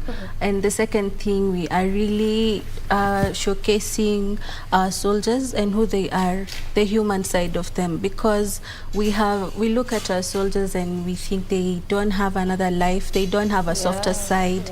They look like they're always macho and always ready for war and always ready to fight, but they have emotions, they have families, and when they leave for work, when duty calls, what happens to their families? What do those families go through? We have someone who leaves a pregnant woman at home alone. We have others who are addicted to several things. Where are they addicted to these things? So also to just create that human side for the soldiers and make the audience understand that these soldiers are just as human as you are, and they go through the same things that you go through. Yeah. Why did you feel the need to highlight that now? Because the way you are saying, there's really quite a lot, and there's a lot of perception in respect to our men in uniform, either in the army or the police force. You think, in fact, even when something happens to you, why are you even feeling like you want to empathize? You just be strong enough. Why did you feel the need to highlight this particular point? Well, the now is not the issue, but the fact that it's never been done before. No one is talking about it. No one is putting them in a different light. So we felt it was important so that the community can appreciate them as human beings first, before they're soldiers, they're human beings. So that is what we wanted to achieve with it. And it's just because no one has talked about it. So we filled the gap. I see how Judge Mo is like agreeing, no one took it up. So we decided, why not? Why not? Yeah, Mpakani is one of the, I even as an actor, one of the best story as an actor, and especially my role as Torome, always will be my best. Reason being, it's a story that every Kenyan will relate to it, whether you have a brother in the soldiers or not, because we deal with the policemen and the army, day-to-day life when you go to banking. So it's a story whereby Kenyans will love it. Reason being, they can relate to it. It's pure Kenyan, done by Kenyans, and they're gonna love it and enjoy the ride. Just Lois did mention that the now is not the issue, the fact that it has actually, it's something that we've not seen in the market. It hasn't been done before. Do you think, in your perspective, even just as an actor, 10 years in this space is also not a short time? You've really been here quite some good amount of time, a decade. Do you think there's an area that we need to be exploring more? Those untapped areas, things that sometimes, or stories that we might feel like it's a bit scary, but why not? Yeah. Well, I really agree on that because this way we get to show the society a different perspective from what they have. All right. Like Lois has said, we look at these soldiers, we look at these policemen, we look at anyone in uniform as somebody who should just be ever ready for fight, ever, very bold. They can't have emotional breakdowns. They can't have families to, reach out to. So this for me is an eye opener for anyone out there to have a different perspective. And if we have this kind of films to go around, then it can also give us a leeway to see how to handle people in real life situations. Like for example, when you decide to assault a policeman, think about it's not just a policeman, it's not just a man in uniform. He also has emotions. Whatever you say to him, as much as you'll think he is bold enough to take it in, you don't know what part of his emotions you're really pinning down. So this is an eye-opener. That's all I can say. Yeah. We just said assaulting a policeman, and this has just reminded me that a week and a half ago, we actually had a conversation here on this set with wives of policemen, and they were telling us they're the ones who now get everything. When you're out there, you've assaulted them. There's so many notions, but then when you've out there assaulted them, they actually come home and they're the ones who are bearing all the weight. Yes. All the weight. Yes. And even in the series, you're actually out there representing women in the aspect that you can be here even with the family, a daughter, but then you can also be a gatekeeper for the community, which is sending a very good message out there. But Lois, walk us through how the production process was like.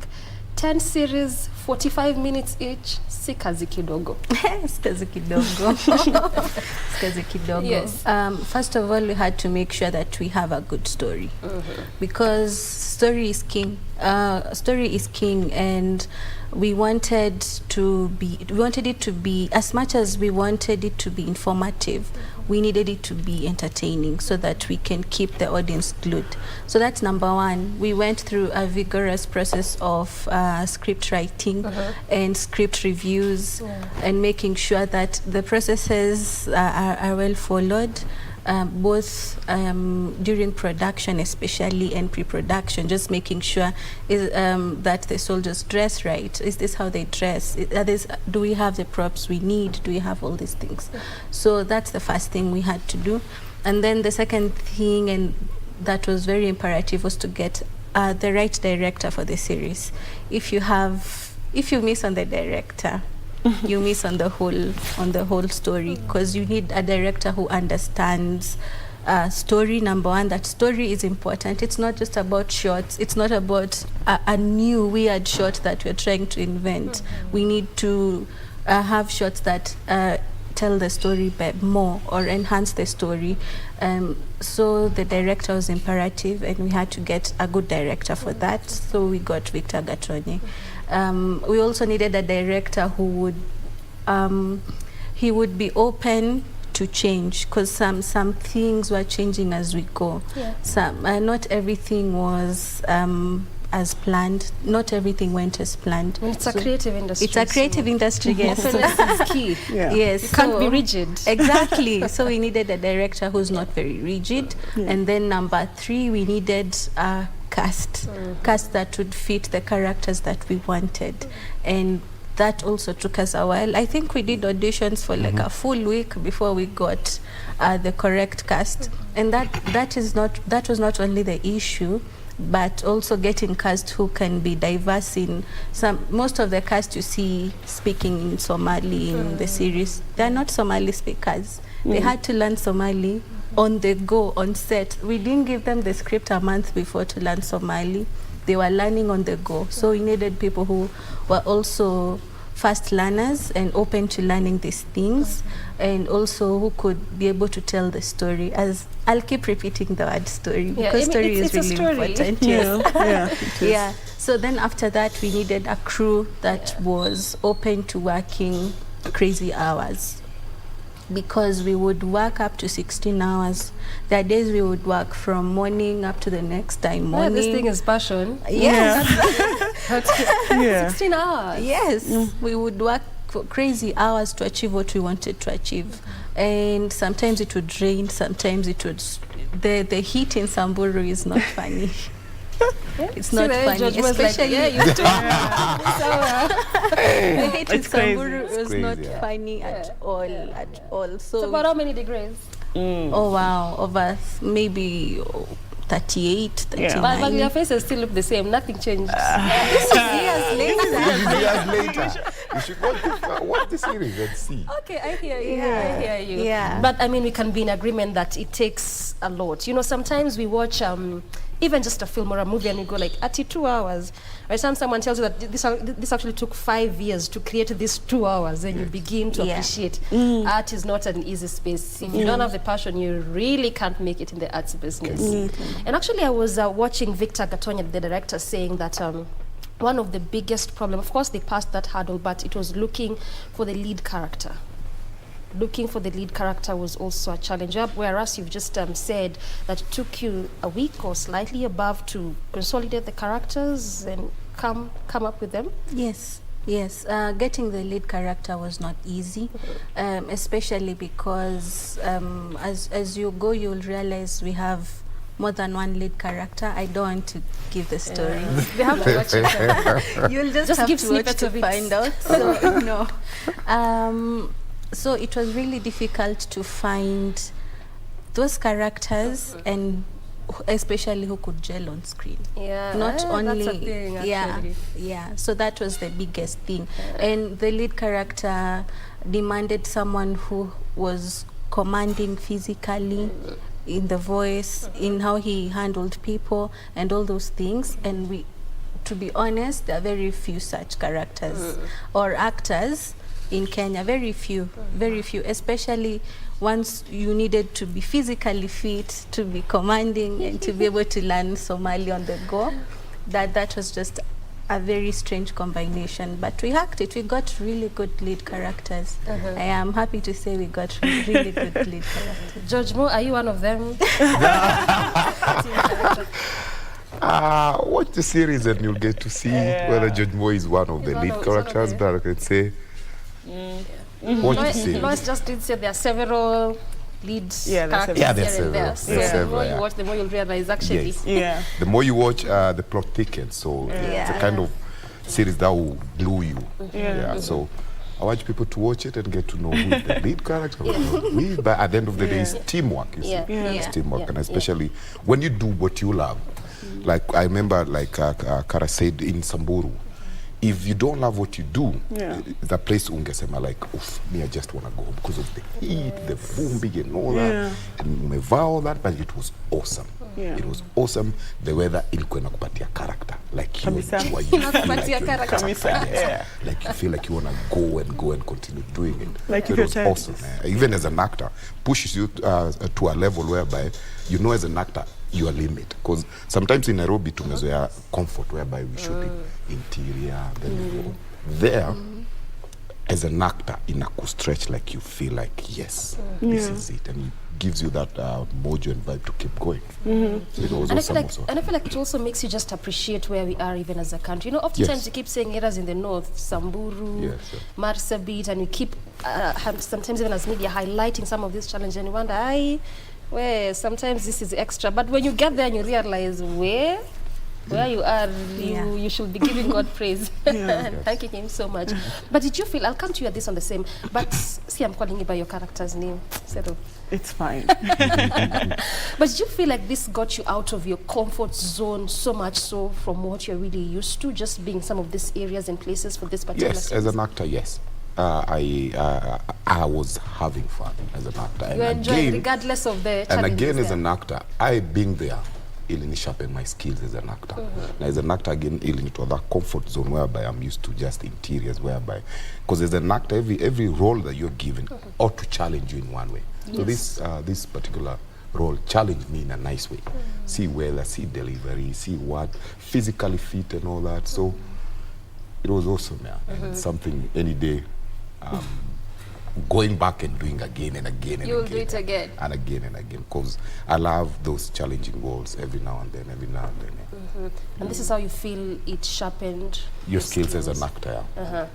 How was it just being in an environment that maybe you've not been there? before and having to play this character? First of all, I would say I was super excited. I'm somebody who likes to try out. All the way. Yeah, I remember. Okay. I remember doing like this. I think was after shortlisting, like when you have to come back for like a re-audition. Yeah. Well, if Lois, that time as one of the casting directors, asked me, how do you feel about, being in the wild? How do you feel about being in the wild? I was like, super excited. Like for me, that is... And you had never been there before? No. Okay. But that for me was a new chapter, because I felt like I was going to discover something about myself. And for me, this was a new challenge that I was really ready to like go through. So for me, it was scary a bit, because I wasn't sure how it was going to be like. But also behind my mind, I was like, this is going to be the most best experience in my life, because I'm actually getting out of my comfort zone. I'm getting outside, always depending on a motorbike, always depending on a car, always depending on, I can really get, junk food around. If I'm hungry, just jump on something. I'm actually going to survive in the wild. So for me, it was an exciting moment. So just like Jojma said, despite the weather, despite the situation around us, despite because it was a bit not so urbanized, yes. It was like being mashinani kabisa. It was a new experience, it was very exciting. Yeah. And for that, it gave me another step in my life on how I can face this, apart from just acting. How can I actually survive in the wild? What can I do? So it was a learning process, both in my acting and also in personal life. This is where we call it stretch to capacity. You yes. were really clearly stretched. Of course you were there with the cast, nonetheless. Yes, I was there. How was the experience for you being in this area? Maybe you've not been there before, but you have to deliver. You have to make the series actually come out the way it needs to. To be honest, filming Mpakani was the best experience we ever had. We had, on set, the crew and cast were friends. We became almost like a family. We found ways to have fun while working. And I always used to tell everybody on set, let's have fun. Make sure you're having fun. If you're not having fun, you're not doing the right thing, because it's creative work. You have to have fun while you're creating. It was fun. I can't say we had any major challenges or I was stressed out and we were many, because we had cast, we had crew, and I had to make sure everybody was okay in their own department. But we were cruising, I can say. And nobody in production says that. Nobody. Because I'm just hearing you say that we had no challenges. Well, the challenges were there. I can't say we didn't exactly have challenges. We will always have challenges, but you could not feel them. Yeah. You could not feel them because of the support we had and because of the gelling we'd already created between the cast and crew. Yeah. Yeah. Someone said that if you enjoy and love what you do, it no longer feels like work. Exactly. This is just you doing your thing, regardless of, challenges. Because arts is not let me tell you, arts is not an easy space. Yes. It takes a lot of passion to do this. Yeah. But Lois has talked about gelling, coming together as cast and crew, and I've even seen some people that I actually know there, like the likes of Kina Benteke and so. But then I'd want just to understand from you, how long does it take, for instance, for some who perhaps you've not met, you've not been in a previous production together, so you don't know each other. How long does it take, and what does it take to just gel so that then you bring the best in a production? Okay, I think it depends with the role or the what you're trying to do. Like in Pakani, it was easy for us to gel, because like I remember before we started shooting, we had a read through, talking to our director Gatonye, everybody, about our character bibles, so as we can get to understand our character deeply. And while at it, we could even ask each other questions like, what do you feel about my role and all that. So that's also helped us a lot to gel way before we started shooting. So I would say how we usually gel is like through his all read-throughs, talking to our directors, getting to understand your character bible deeply, and getting to understand how do I relate with this character B, for example. How do I Torome, how do I relate with this? Yeah. What are the stakes here and there and there? So it was easy for us to gel, especially the whole cast of Mpakani, because we had a read through, talking to our directors, explaining everything about our characters, how do we relate to this character and all that. So it was more of teamwork at the end of the day. So the moment we started shooting, it was easy for us to understand everything and to gel. I hear you. Just for the benefit of our viewers, when you talk about Character Bible, what essentially are you saying? Character Bible is more of the backstory. Who is Torome? Okay. Torome maybe got family, Torome got kids, Torome maybe went to this school, Torome is a hard worker, Torome is a hot-tempered. That's Character Bible. Get it to understand the backstory of this role that you're trying to portray. Maybe Torome is a dropout from 4, maybe Torome went to Harvard University or something like that. It's more of like, get it to understand the backstory of this character. Yeah, that's the Character Bible in short. I hear you. Brenda, 10 years in the industry, one may say that there's perhaps nothing you haven't seen, maybe no one you haven't met, even in a production, more or less like ni watu unajua. But of course, there's benefit of maybe someone is just starting out. How was your experience trying to just come together with some of these characters? Sometimes also, yes, you could have met in a previous production, but this is a new production, so it's a new story. Yeah. Delivery is different. Well, personally, in the whole production, especially on the side of the cast. Yes. I'd not worked with anyone. Oh, they were all new to me. Even for you, George? Yeah, I think it was first time me this is interesting. and at least to work together. Yeah, like for we me, knew each other before. Yeah. I used to have the thing, you knew. Yeah, so yeah, I had to now get to know these people. Like it was like being introduced to a new family. Part of the crew, I'd known them because we were from a previous project together when we just went from Mpakani. So I could say we easily gelled because, one, I'm a very social person. So if I'm invited to a group, I'll just blend in and it will be easy to work around. You actually look so. Look like. I look like, okay. So, and then I also appreciate the team that I met. Yes. It was easy to link up with everyone. I think, I don't know, it's just something, it's like a magic that happened in the entire Mpakani, both cast and crew. We felt like a family. Like I didn't feel like anyone was new as much as everyone was new. I didn't feel like I was in a new environment. I didn't feel like it was the first time I'm seeing Kara. It all just happened.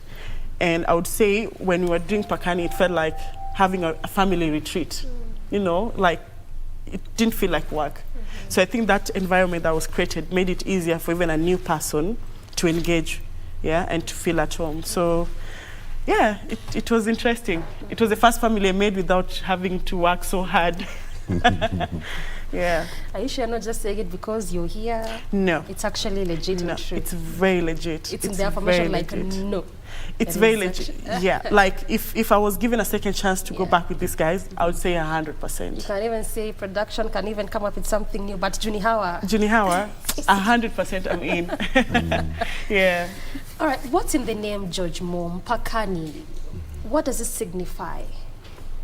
The border patrol in Mpakani about mipaka zetu, how our men in uniform safeguard our country and make sure that we are safe. Mpakani is our borders, how men in uniform make our country safe. And like Kara said, what they go through in life. So sometimes we see them as with macho, but they're still human beings. So Mpakani is more of that security our country.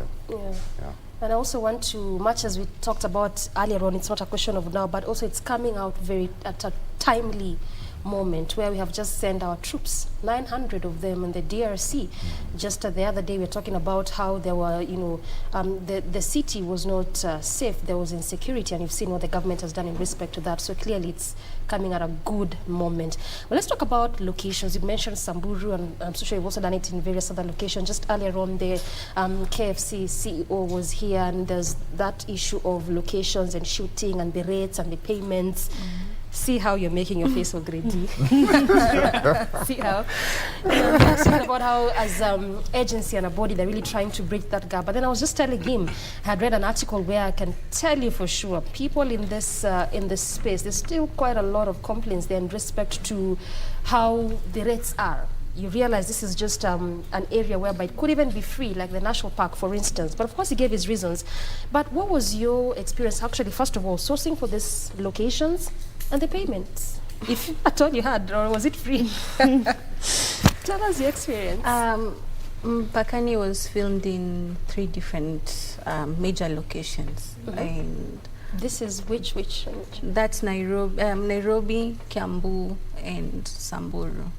You traversed the counties like that. Yes, and in every county we went, we had to deal with location issues. It's not easy to so get it's actually locations. a real thing, eh? It is a real thing. I wish he was here.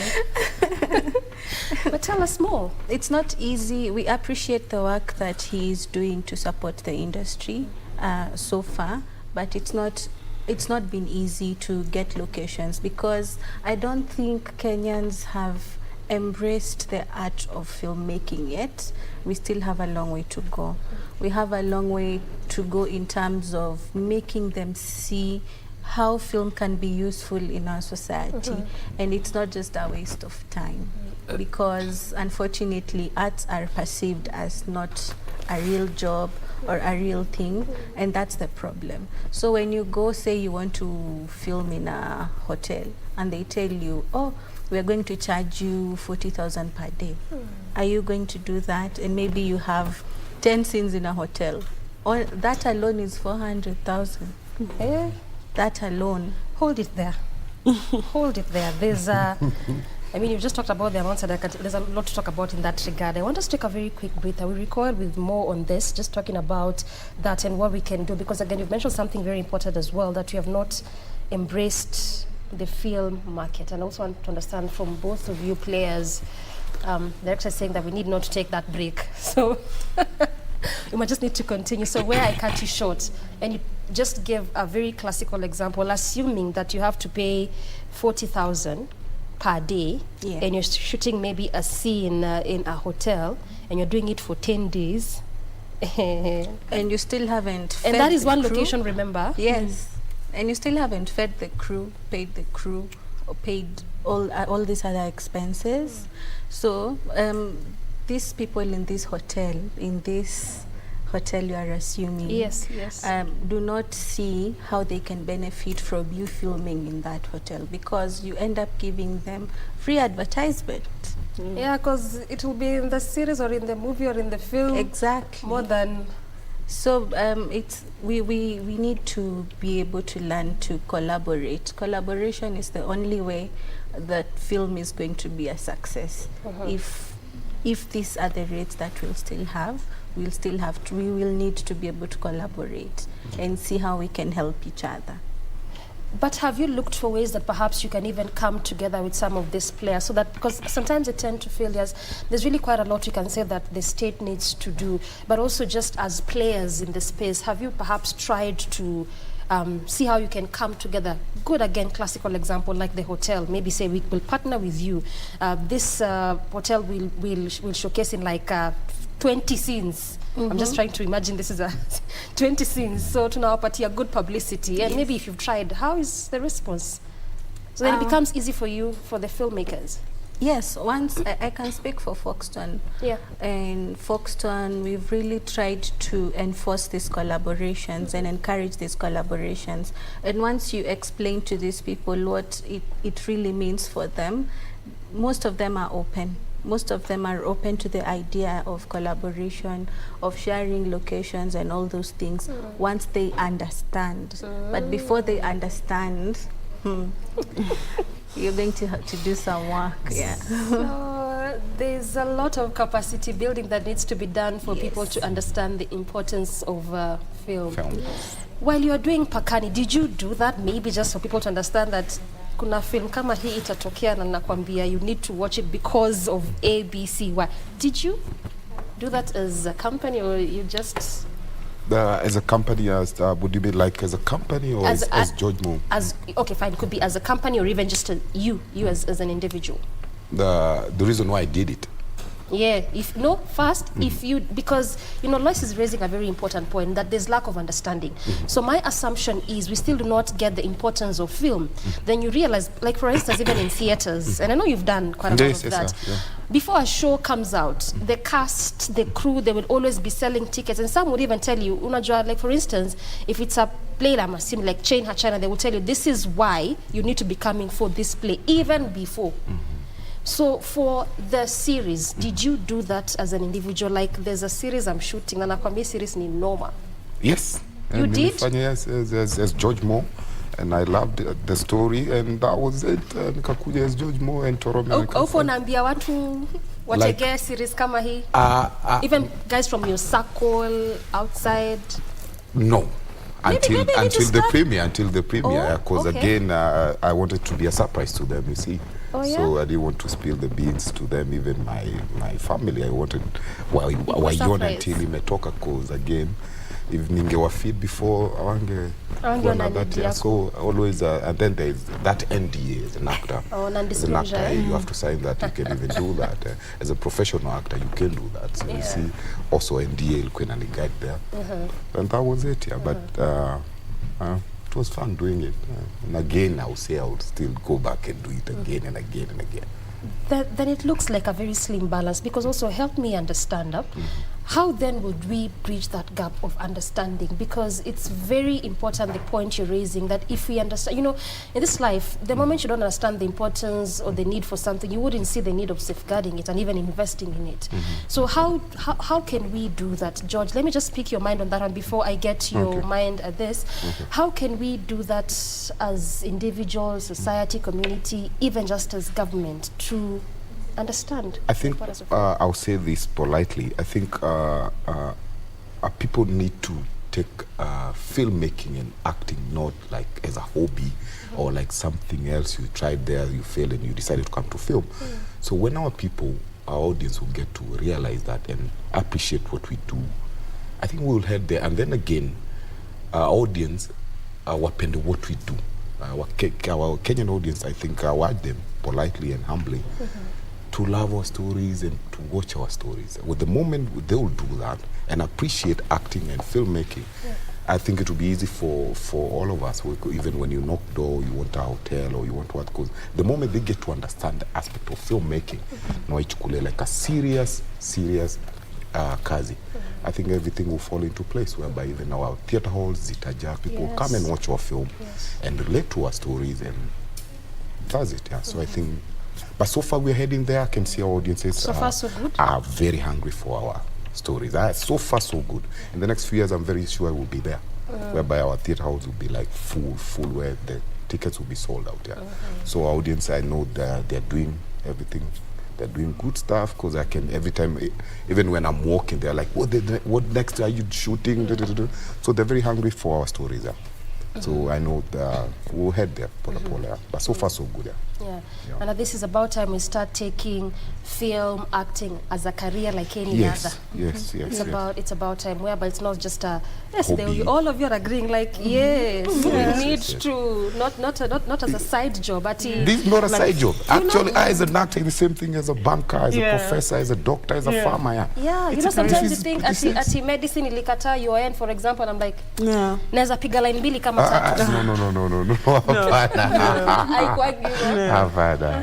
How do we just give me very quickly practical steps how we can do that, because I can tell you for sure, and I'm so sure you can also bear me witness, we have that mindset sometimes that banking ilikataa, but mimi nilikuwa nafanyanga choral verse high school na nilikuwa drama, sasa hii ndio kitu itanishinda.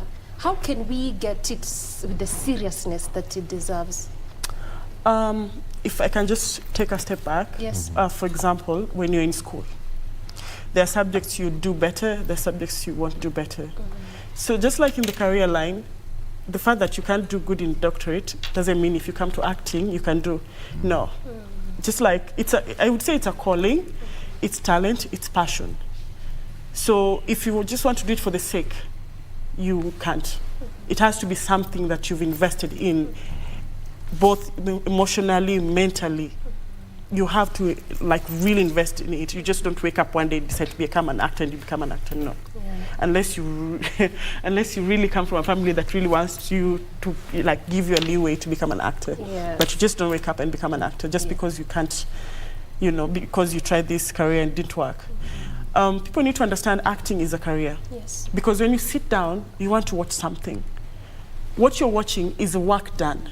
So that means this person who's coming to entertain you, they left their house to go work, just like you would wake up in the morning and go to your bank and work. I also wake up to go do my work to entertain you. You become a doctor to treat me because that's what you're supposed to do. I'm an actor to entertain you. So it's an exchange program thing. Yeah, so it's a career. I urge people not to look at it as just leisure. No, because we pay bills from it. You wake up, you have to get those lines. Getting that line is work. It's just like when you go to a bank, you need to come out with how much you have as a teller, how much you have in your account, how much are you supposed to dispose, how much you're supposed to keep, and you need to make this report. As an actor, those are the lines. I hear you. Yes. Wow, it's the passion in which now. Yeah. It's the passion in which all of you are describing this. But I'm telling you, there's really quite a lot you could converse, particularly in the film space. But we are strapped for time, and we have to finish at this point. And even as you're raising your point, I just wanted to mention, I mean, 10 years, 16, I know you have some good number of years. So then that just drives the point home that siku namka wanasema I can actually read lines, so give me a role.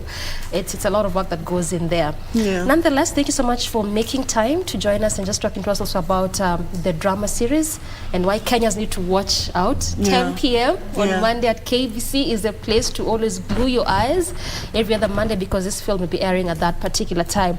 But for this moment, I had created FaceTime with Lois Wamboi. To my extreme left, who is the head of productions. Right next to her is George Moore, who plays Torome, that is Inspector in the same drama series, and also Brenda Ngeso. I've constantly called her this. This particular conversation, she plays the role at this in the same drama series. Good place to end this conversation, but we have plenty more coming your way after this break. Stay put.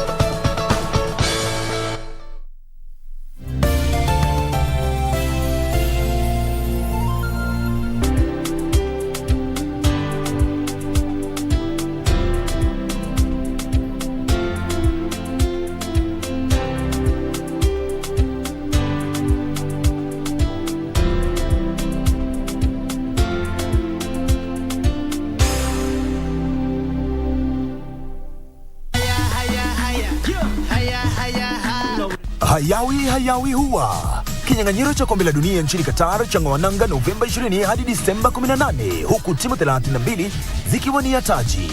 KBC Channel 1 inakupa fursa ya kutizama mbashara kipute hicho kutoka Qatar nyumbani kwako. Runinga ya KBC Channel 1 inakukaribisha kwenye kipindi cha Dunda Dunda Qatar. Nakwambia kwamba baba, alama ya reli ni Dunda Dunda Qatar, na tunakuja nyumbani pale mtaani pale ambapo upo wewe mwenyewe, huku ukijishindia zawadi chungu nzima. Hapa kumejaa vitu kocho kocho. Jongea shabiki kwenye Dunda Dunda Qatar. Ukitazama unashinda. KBC Channel 1, wenzio wa dhati michezoni.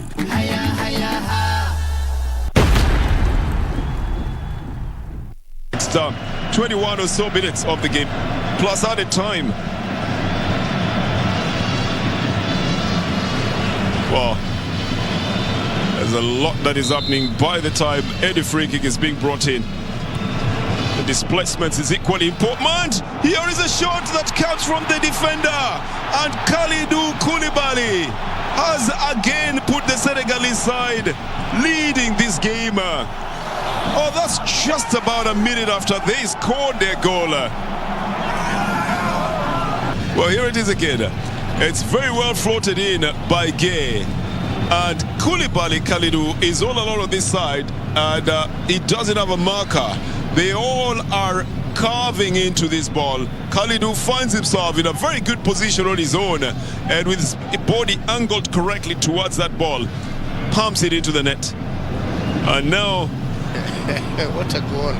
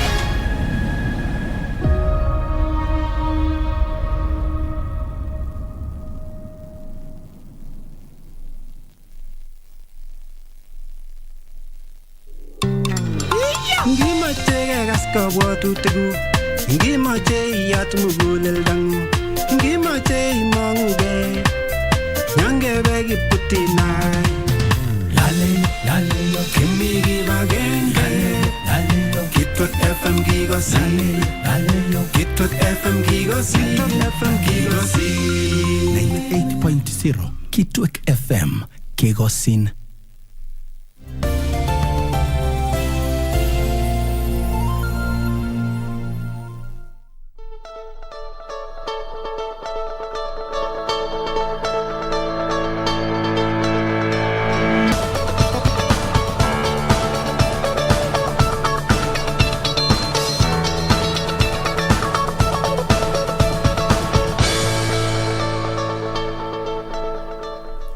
Good morning to you. Thank you for staying with us. This is still Good Morning Kenya, and today is Entertainment Thursday. From March's film industry, we now get into the conversation about the music industry, particularly gospel, because I have two interesting gospel artists with me here. To my father's left, I have Ruth Mwangangi, and right here close to me is Peter Moi. Karibuni sana. Thank you. Glad to have you. So let's talk about music. From the conversation, your film, what I'm taking is that film is a reflection of what is happening in the society. Do you think this is the same for music? Let me start with you, Ruth. In gospel, we preach. Okay. When you're in music, you are doing the preaching exactly. So it has to be on daily basis. You have to renew every now and then, and you have to preach through the music. Okay. Yeah. So to you, would you say you are a gospel artist or a gospel minister? I'm a gospel artist, and it's both. It runs together. Okay. I'm curious to hear what Peter would say to that. Are you a gospel artist or a gospel minister? I am a gospel minister because I preach through my music. You preach through your music? Yes. So there's a difference. Ruth, you were about to explain that, the difference between the two, because you've said you're both. Yeah. In ministry, you have to preach. You have to compose your songs preaching to everyone, especially the ones who doesn't know Christ.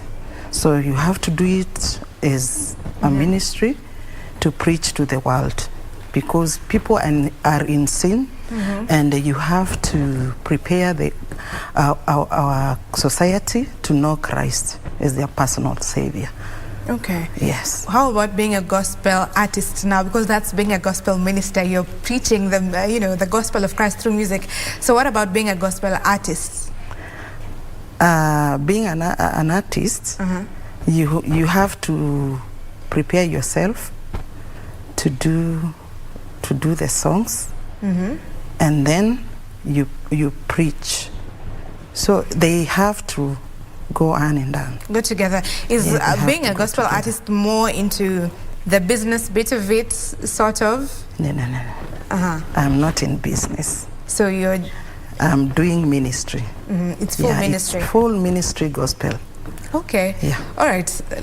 What about you? Is it about, what is your music about? Is it, what is the aim of you singing gospel music? First, my aim is to preach the gospel through my music.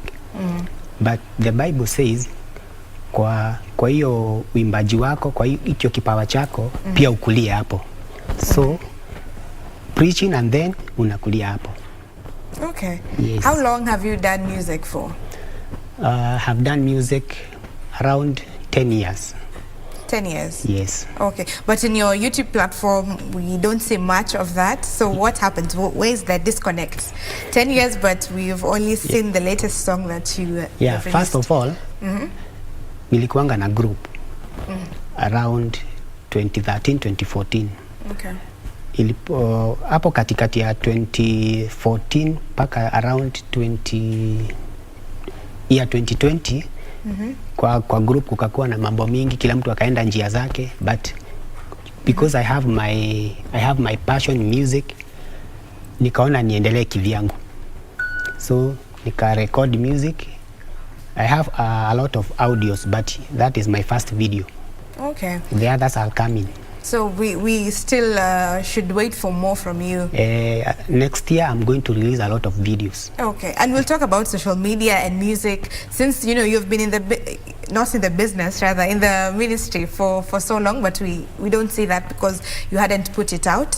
Yes. So we'll come to that, social media and now promoting music. And to you, Ruth, how you know, tell us about your journey. How many songs do you have so far? I have 7 of them. I released this year, but I started singing when I was a kid. I was in a family choir, the Kideka's family choir. But later on this year, I started singing my own music. Though I'm still in choir, I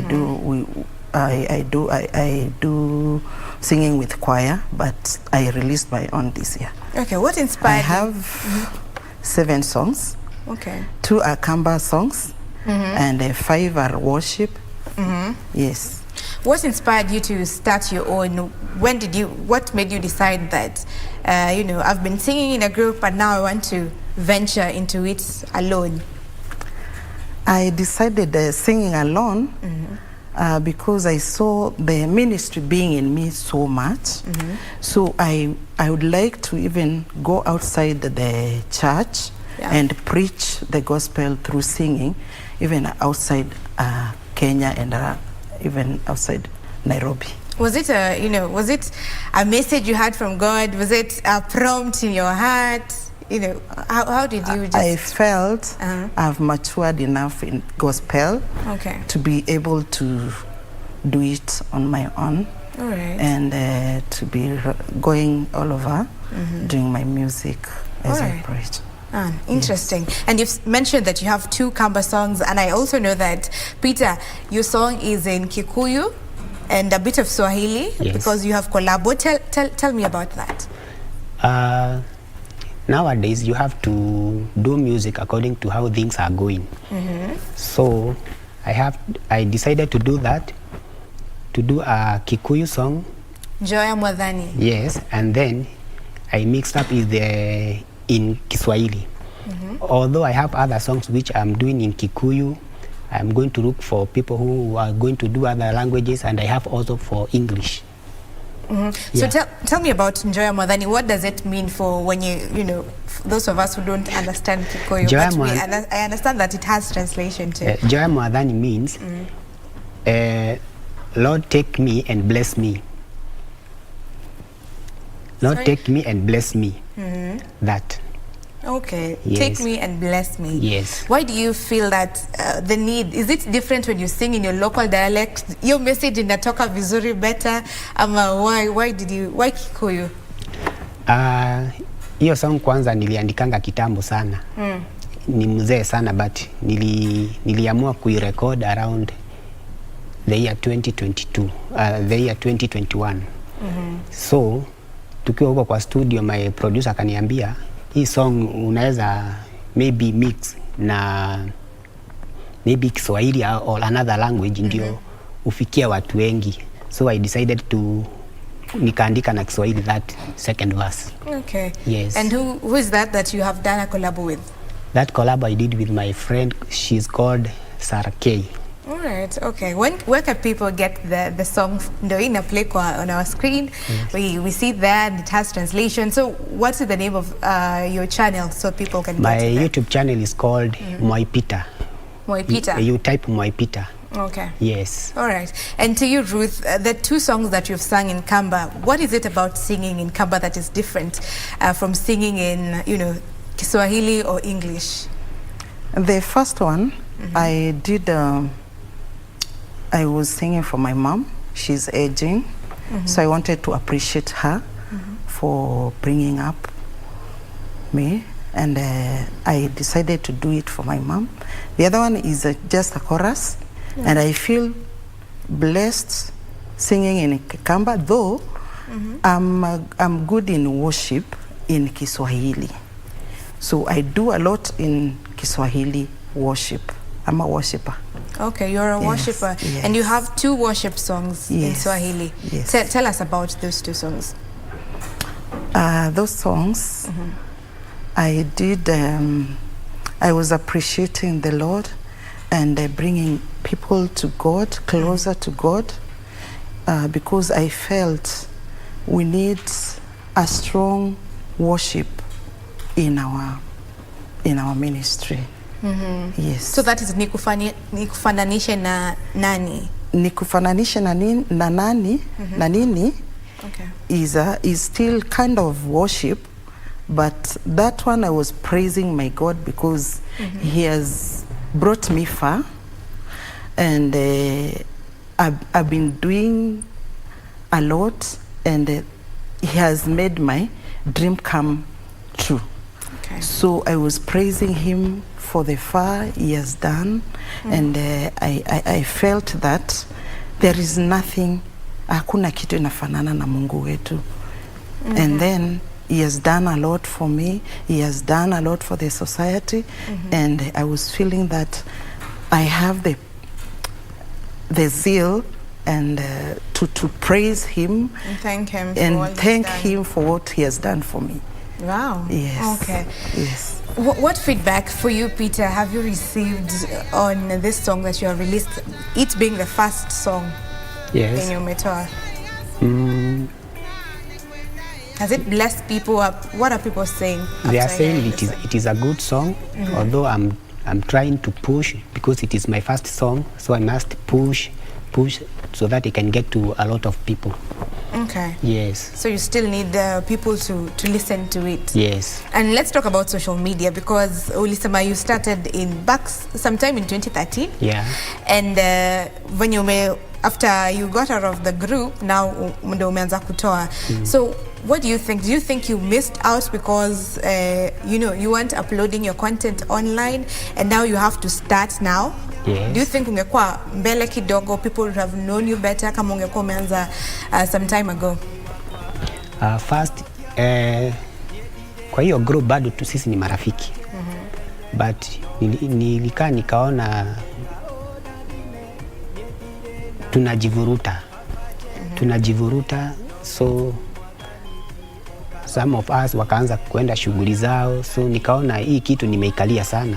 Let me start with my own music because grow and I have my own music nimeandika, so nikaona it is good ni start mimi peke yangu. So hiyo miaka sikupoteza, I was learning a lot and I was listening to other musics like that. Okay, so Ruth, what do you have to say about using social media to market your music? Okay, I feel that social media, it helps a lot because I've already put the music on YouTube, and since the time I did it, people have been calling me and telling me we are being blessed by your songs, and That has been good to me, and I feel that it's reaching many people, because if I could have said I stick in the church or maybe in the churches, go sing there, I could not be able to reach many, because everybody cannot go to the same church. Yeah. So when you're in YouTube, you can reach so many. It gives people. you a bigger platform to minister. Yes, all right. sure. And you've said that your best feedback ilikuwa, mtu amekuwa blessed by your song, right? And have you ever received like a backlash from people for one reason or another? Because this, we are still in the 16 days of activism against gender-based violence, and violence comes in different ways. Trolling online, watu wanamua, they just criticize you for the wrong reasons. Have you ever received that? Not yet so far. I've not received any criticisms, but I think it's still early. It's still early. Yeah. So are you prepared for that? I'm ready for it and ready to pray about it. When I get into such a challenge, I pray God to help me. All right. Yeah. So we're going to take a short break and then we'll come back with more. This has been Ruth Mwangangi and Paul Mwai. They are still taking us through their musical journey. We'll take a short break and then we'll be right back.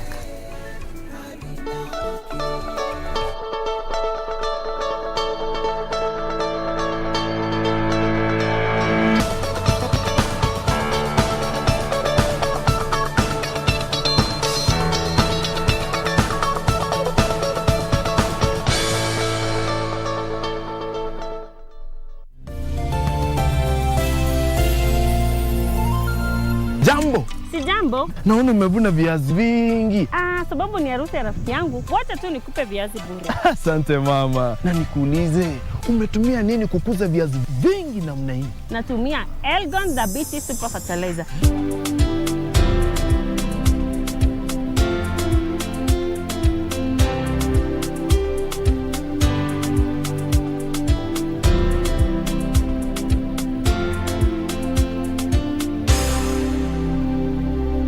Siri ni hii, kwa mazao kemkem mimi hupanda na Elgon Dhabiti Super NPK Potato Planting na kupandilia na Dhabiti Super NPK Potato Top Dressing, na bas, matokeo ni mazao ya ajabu. Na umrudishie Mama Roda pesa zake. Sawa. Aya, sawa.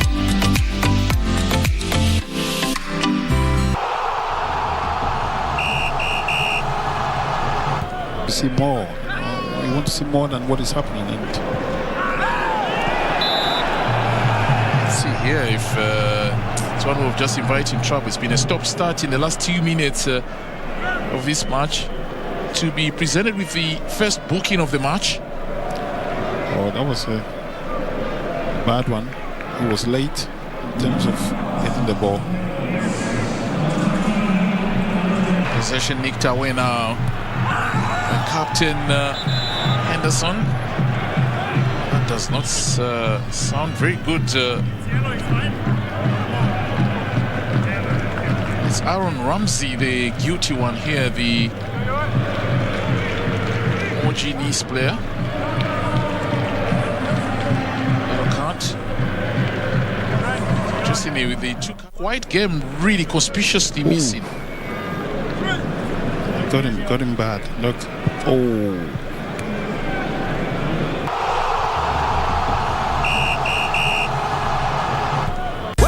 Today, I want to show them my attitude. Ya bwana, ni chuo kikuu cha burudani, mashavu. Sifika bei umechapa, kitambe meja utahata. Nyumbani kaumbea. Burudani. Twende tukacheze bango. Mama it takes two to tango. Na interview kali kutoka Pwani. Kucheza nawe. Baby nimechizi nawe. Na ukitaka tuiwashe leo. Bwana, kila siku ya Friday ama Ijumaa ukipenda saa 3 hadi saa 6 kamili. Fanya kama unacheza isoko. Kumbuka #Masha. Nyumbani kwa burudani. Usikose tegea show kali tu.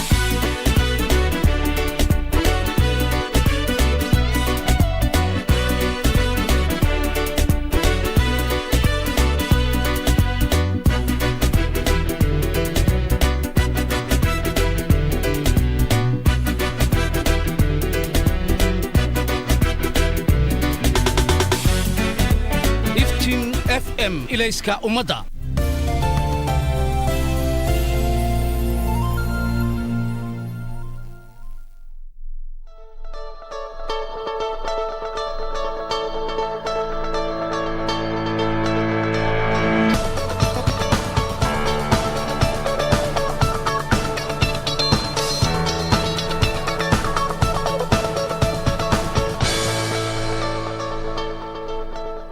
Welcome back. This is still Good Morning Kenya Entertainment Thursday, and we continue with the conversation on music, particularly gospel music, the journey of Ruth Mwangangi and Peter Mwai. Sorry, I had said Paul when we are taking a break. It's Peter Mwai.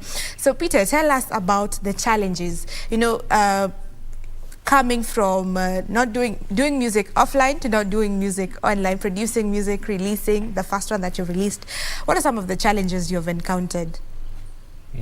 Challenges ni mingi. Challenge ya kwanza ni pesa, because producing music is very expensive, especially video, and then kupata yule mtu anakutolea ile muziki unataka, lazima utafute quality mzuri, so challenges ya pesa ndio inakuanga ya kwanza. Pesa ndo tashwishi.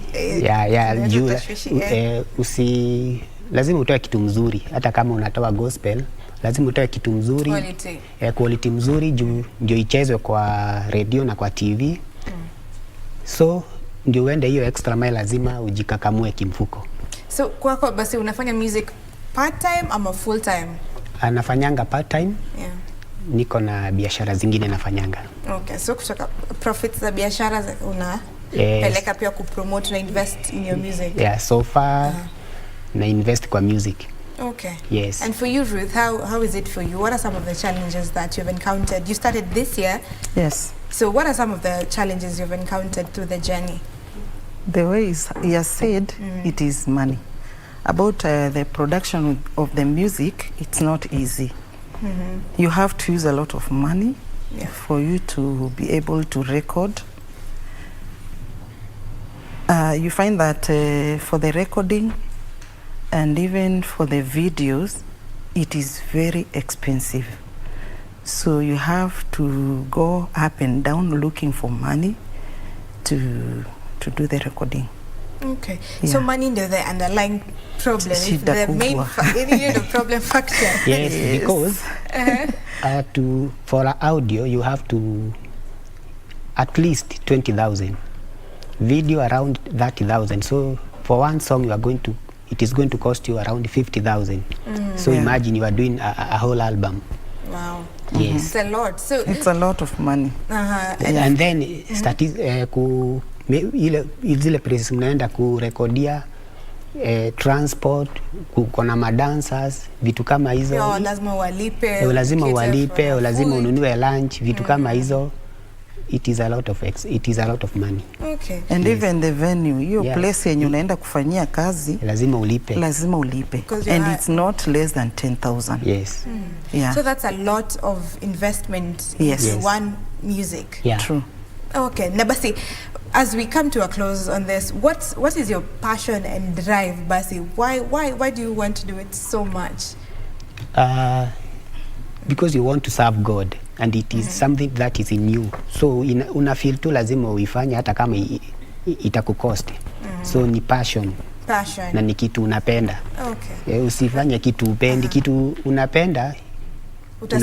Una sacrifice, yes. Okay. For you, Ruth, what is your drive? What is your aim? What is your goal? Okay, the way I had said, in music, in gospel music, tunaenda pamoja na preachers. So the way the pastor is doing it, lazima tumsupport on the other hand. So it's like tunahubiri the injili through the music. Sasa lazima tutie bidii, even if you're not getting anything after doing your music, you preach the word. Okay, yes. Amazing. Thank you very much for coming. Tell us your social media handles as we close this. Ruth Mwangangi Ministries. Ruth Mwangangi Ministries and Mwai Peter. Mwai Peter. Okay, thank you very much. That has been Peter Mwai and Ruth Mwangangi talking to us about their musical journey, but we have not stopped here.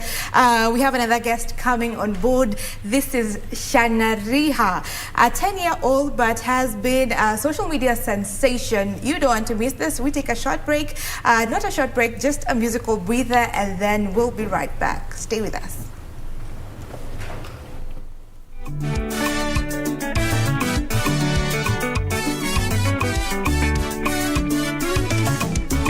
Badilisha matendo yako dada, Bwana Yesu akukuta tayari. Badilisha matendo yako ndugu, Bwana Yesu akukuta tayari.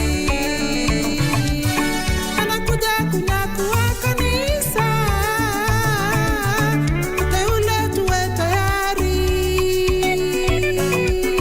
Anakuja kunyakua kanisa, wateule tuwe tayari.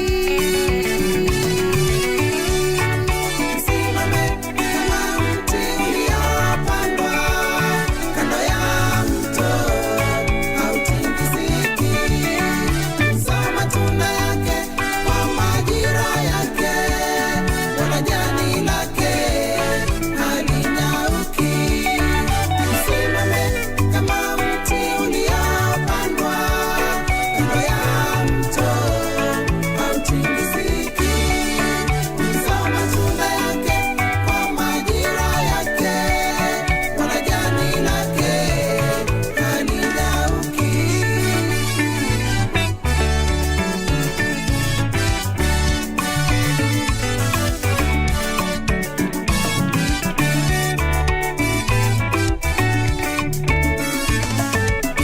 Ninaipokea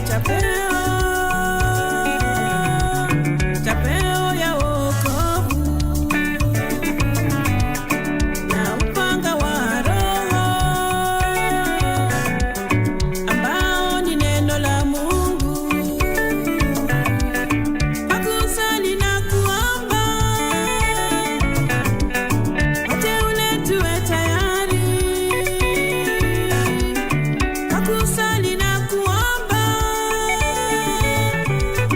wateule tuwe tayari. Simame kama mti uliopandwa kando ya mto, hautingiziki. Zaa matunda yake kwa majira yake, wala jani lake halinyauki.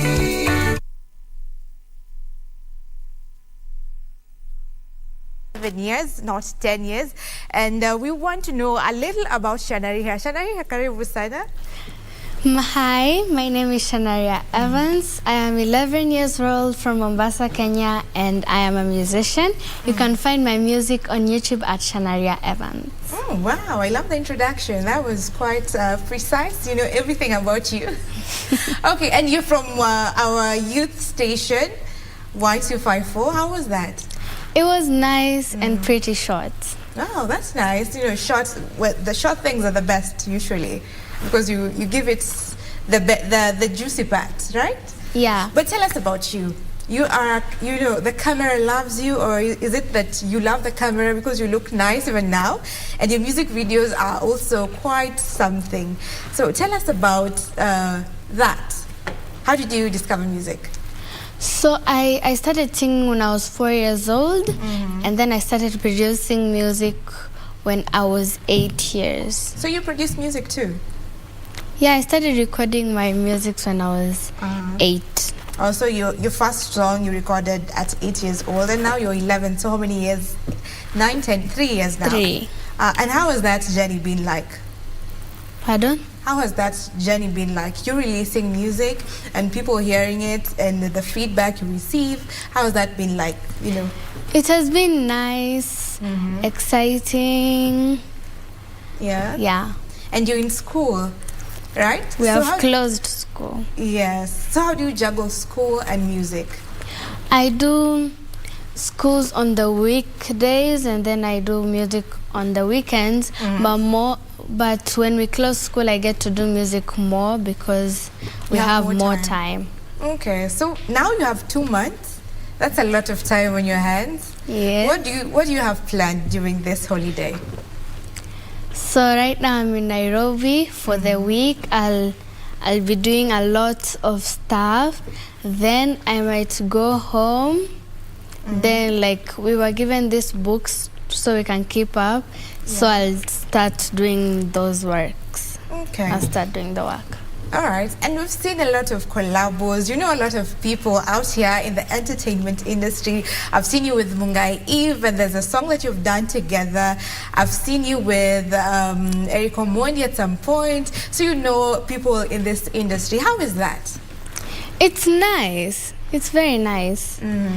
And I know the more people that I get to meet, my music will increase. Okay, so it's a strategy of some sorts too.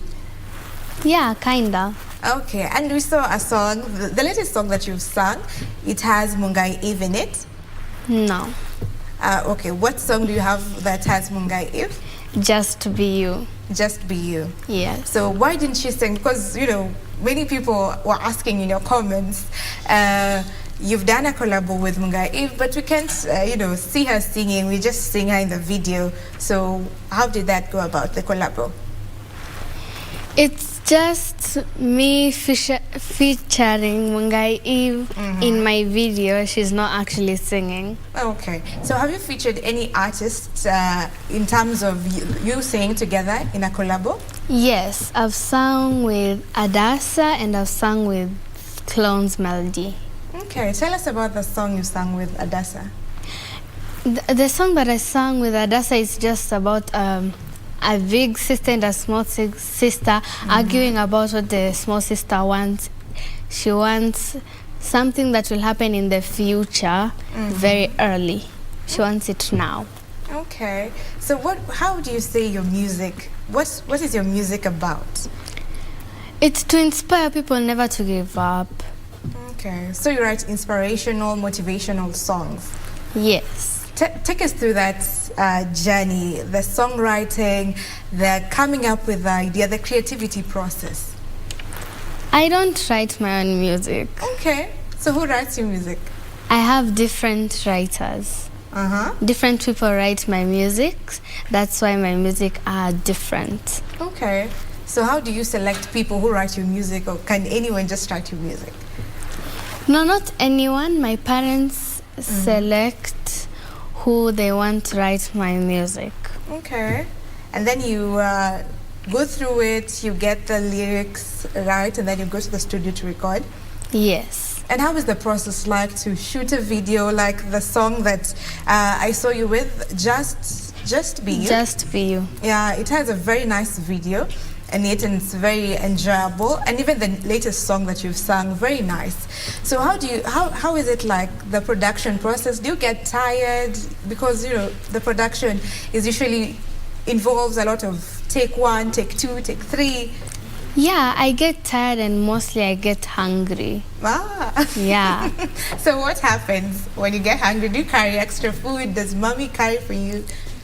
No, my parents go and buy for me food. Okay, so you're usually very much prepared when you go out for these shoots? Sometimes. Sometimes. Sometimes not? Yeah. Okay. So who do you look up to in the music industry? I look up to Nikita Kering.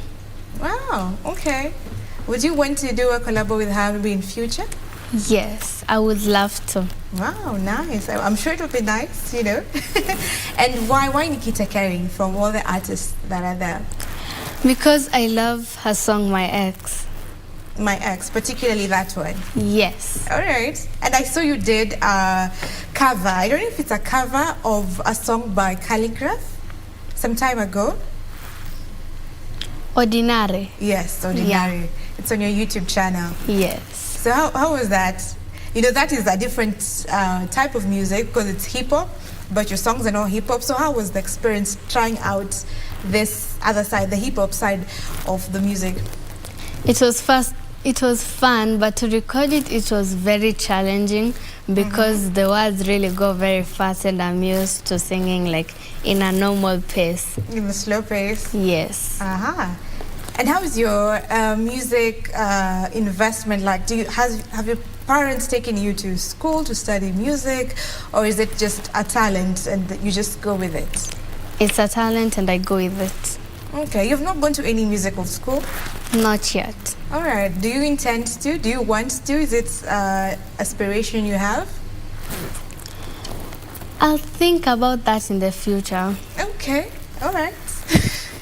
And what about what you want to be in the future? Do you want to be a musician, or do you want to a musician fully, or do you want to do something apart from music also? I want to do something apart from music also. Which is? A doctor. You want to be a doctor? Okay. Yes. So you love sciences? Yeah. That's nice. And I've also seen that you do vlogging. Yes.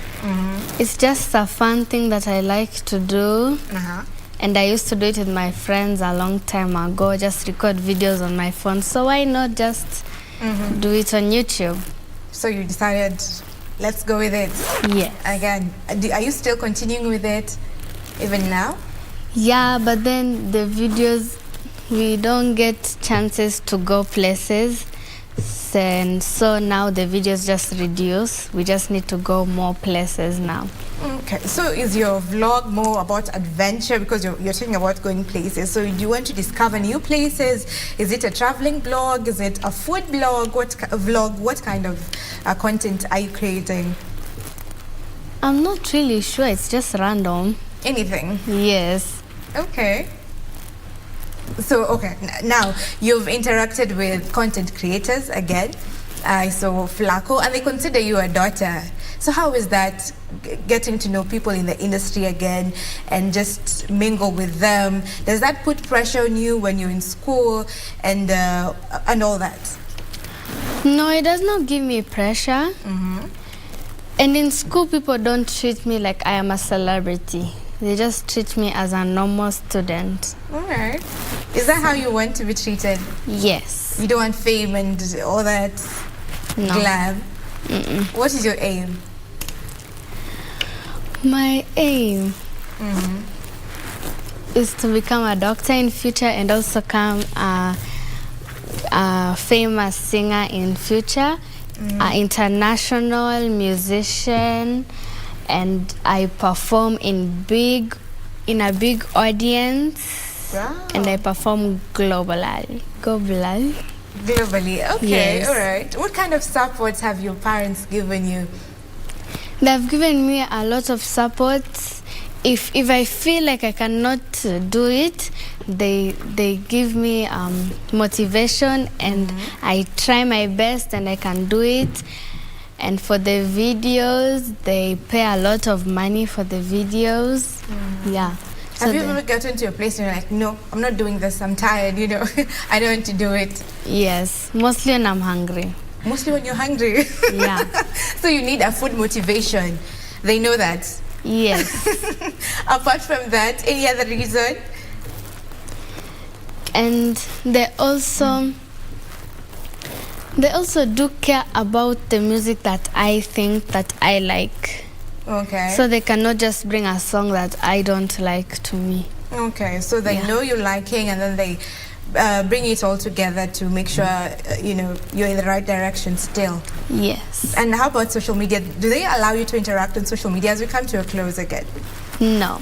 They don't, so they monitor you? Yes. Ah, okay, that's good parenting there. Because of fame and people know you and all that. Yeah. Okay, so as we come to a close, what do you want to tell people? And then you can also share your social media handles. I want to tell people to follow their dreams, never to give up. If you follow your dreams, you will success in life. And you can find my music at Shanaria Evans. You can stream and download my music on every other platform. You can follow me on Instagram at Shanaria_Evans, and you can follow me on Facebook as Shanaria Evans. Okay, thank you very much, Shanaria, for coming on board. It was glad to have you. We were glad to have you. Thank you for having me. Awesome. So that has been Shanaria Evans. As you have heard, you can get her music right there at Shanaria Evans on YouTube and support the young talent. And this brings a close to Good Morning Kenya for today, but a lot is coming on your way. So do enjoy the rest of your programming. On behalf of the team, thank you for staying with us. My name is Stephanie Ayata. Let's meet next week for Good Morning Kenya.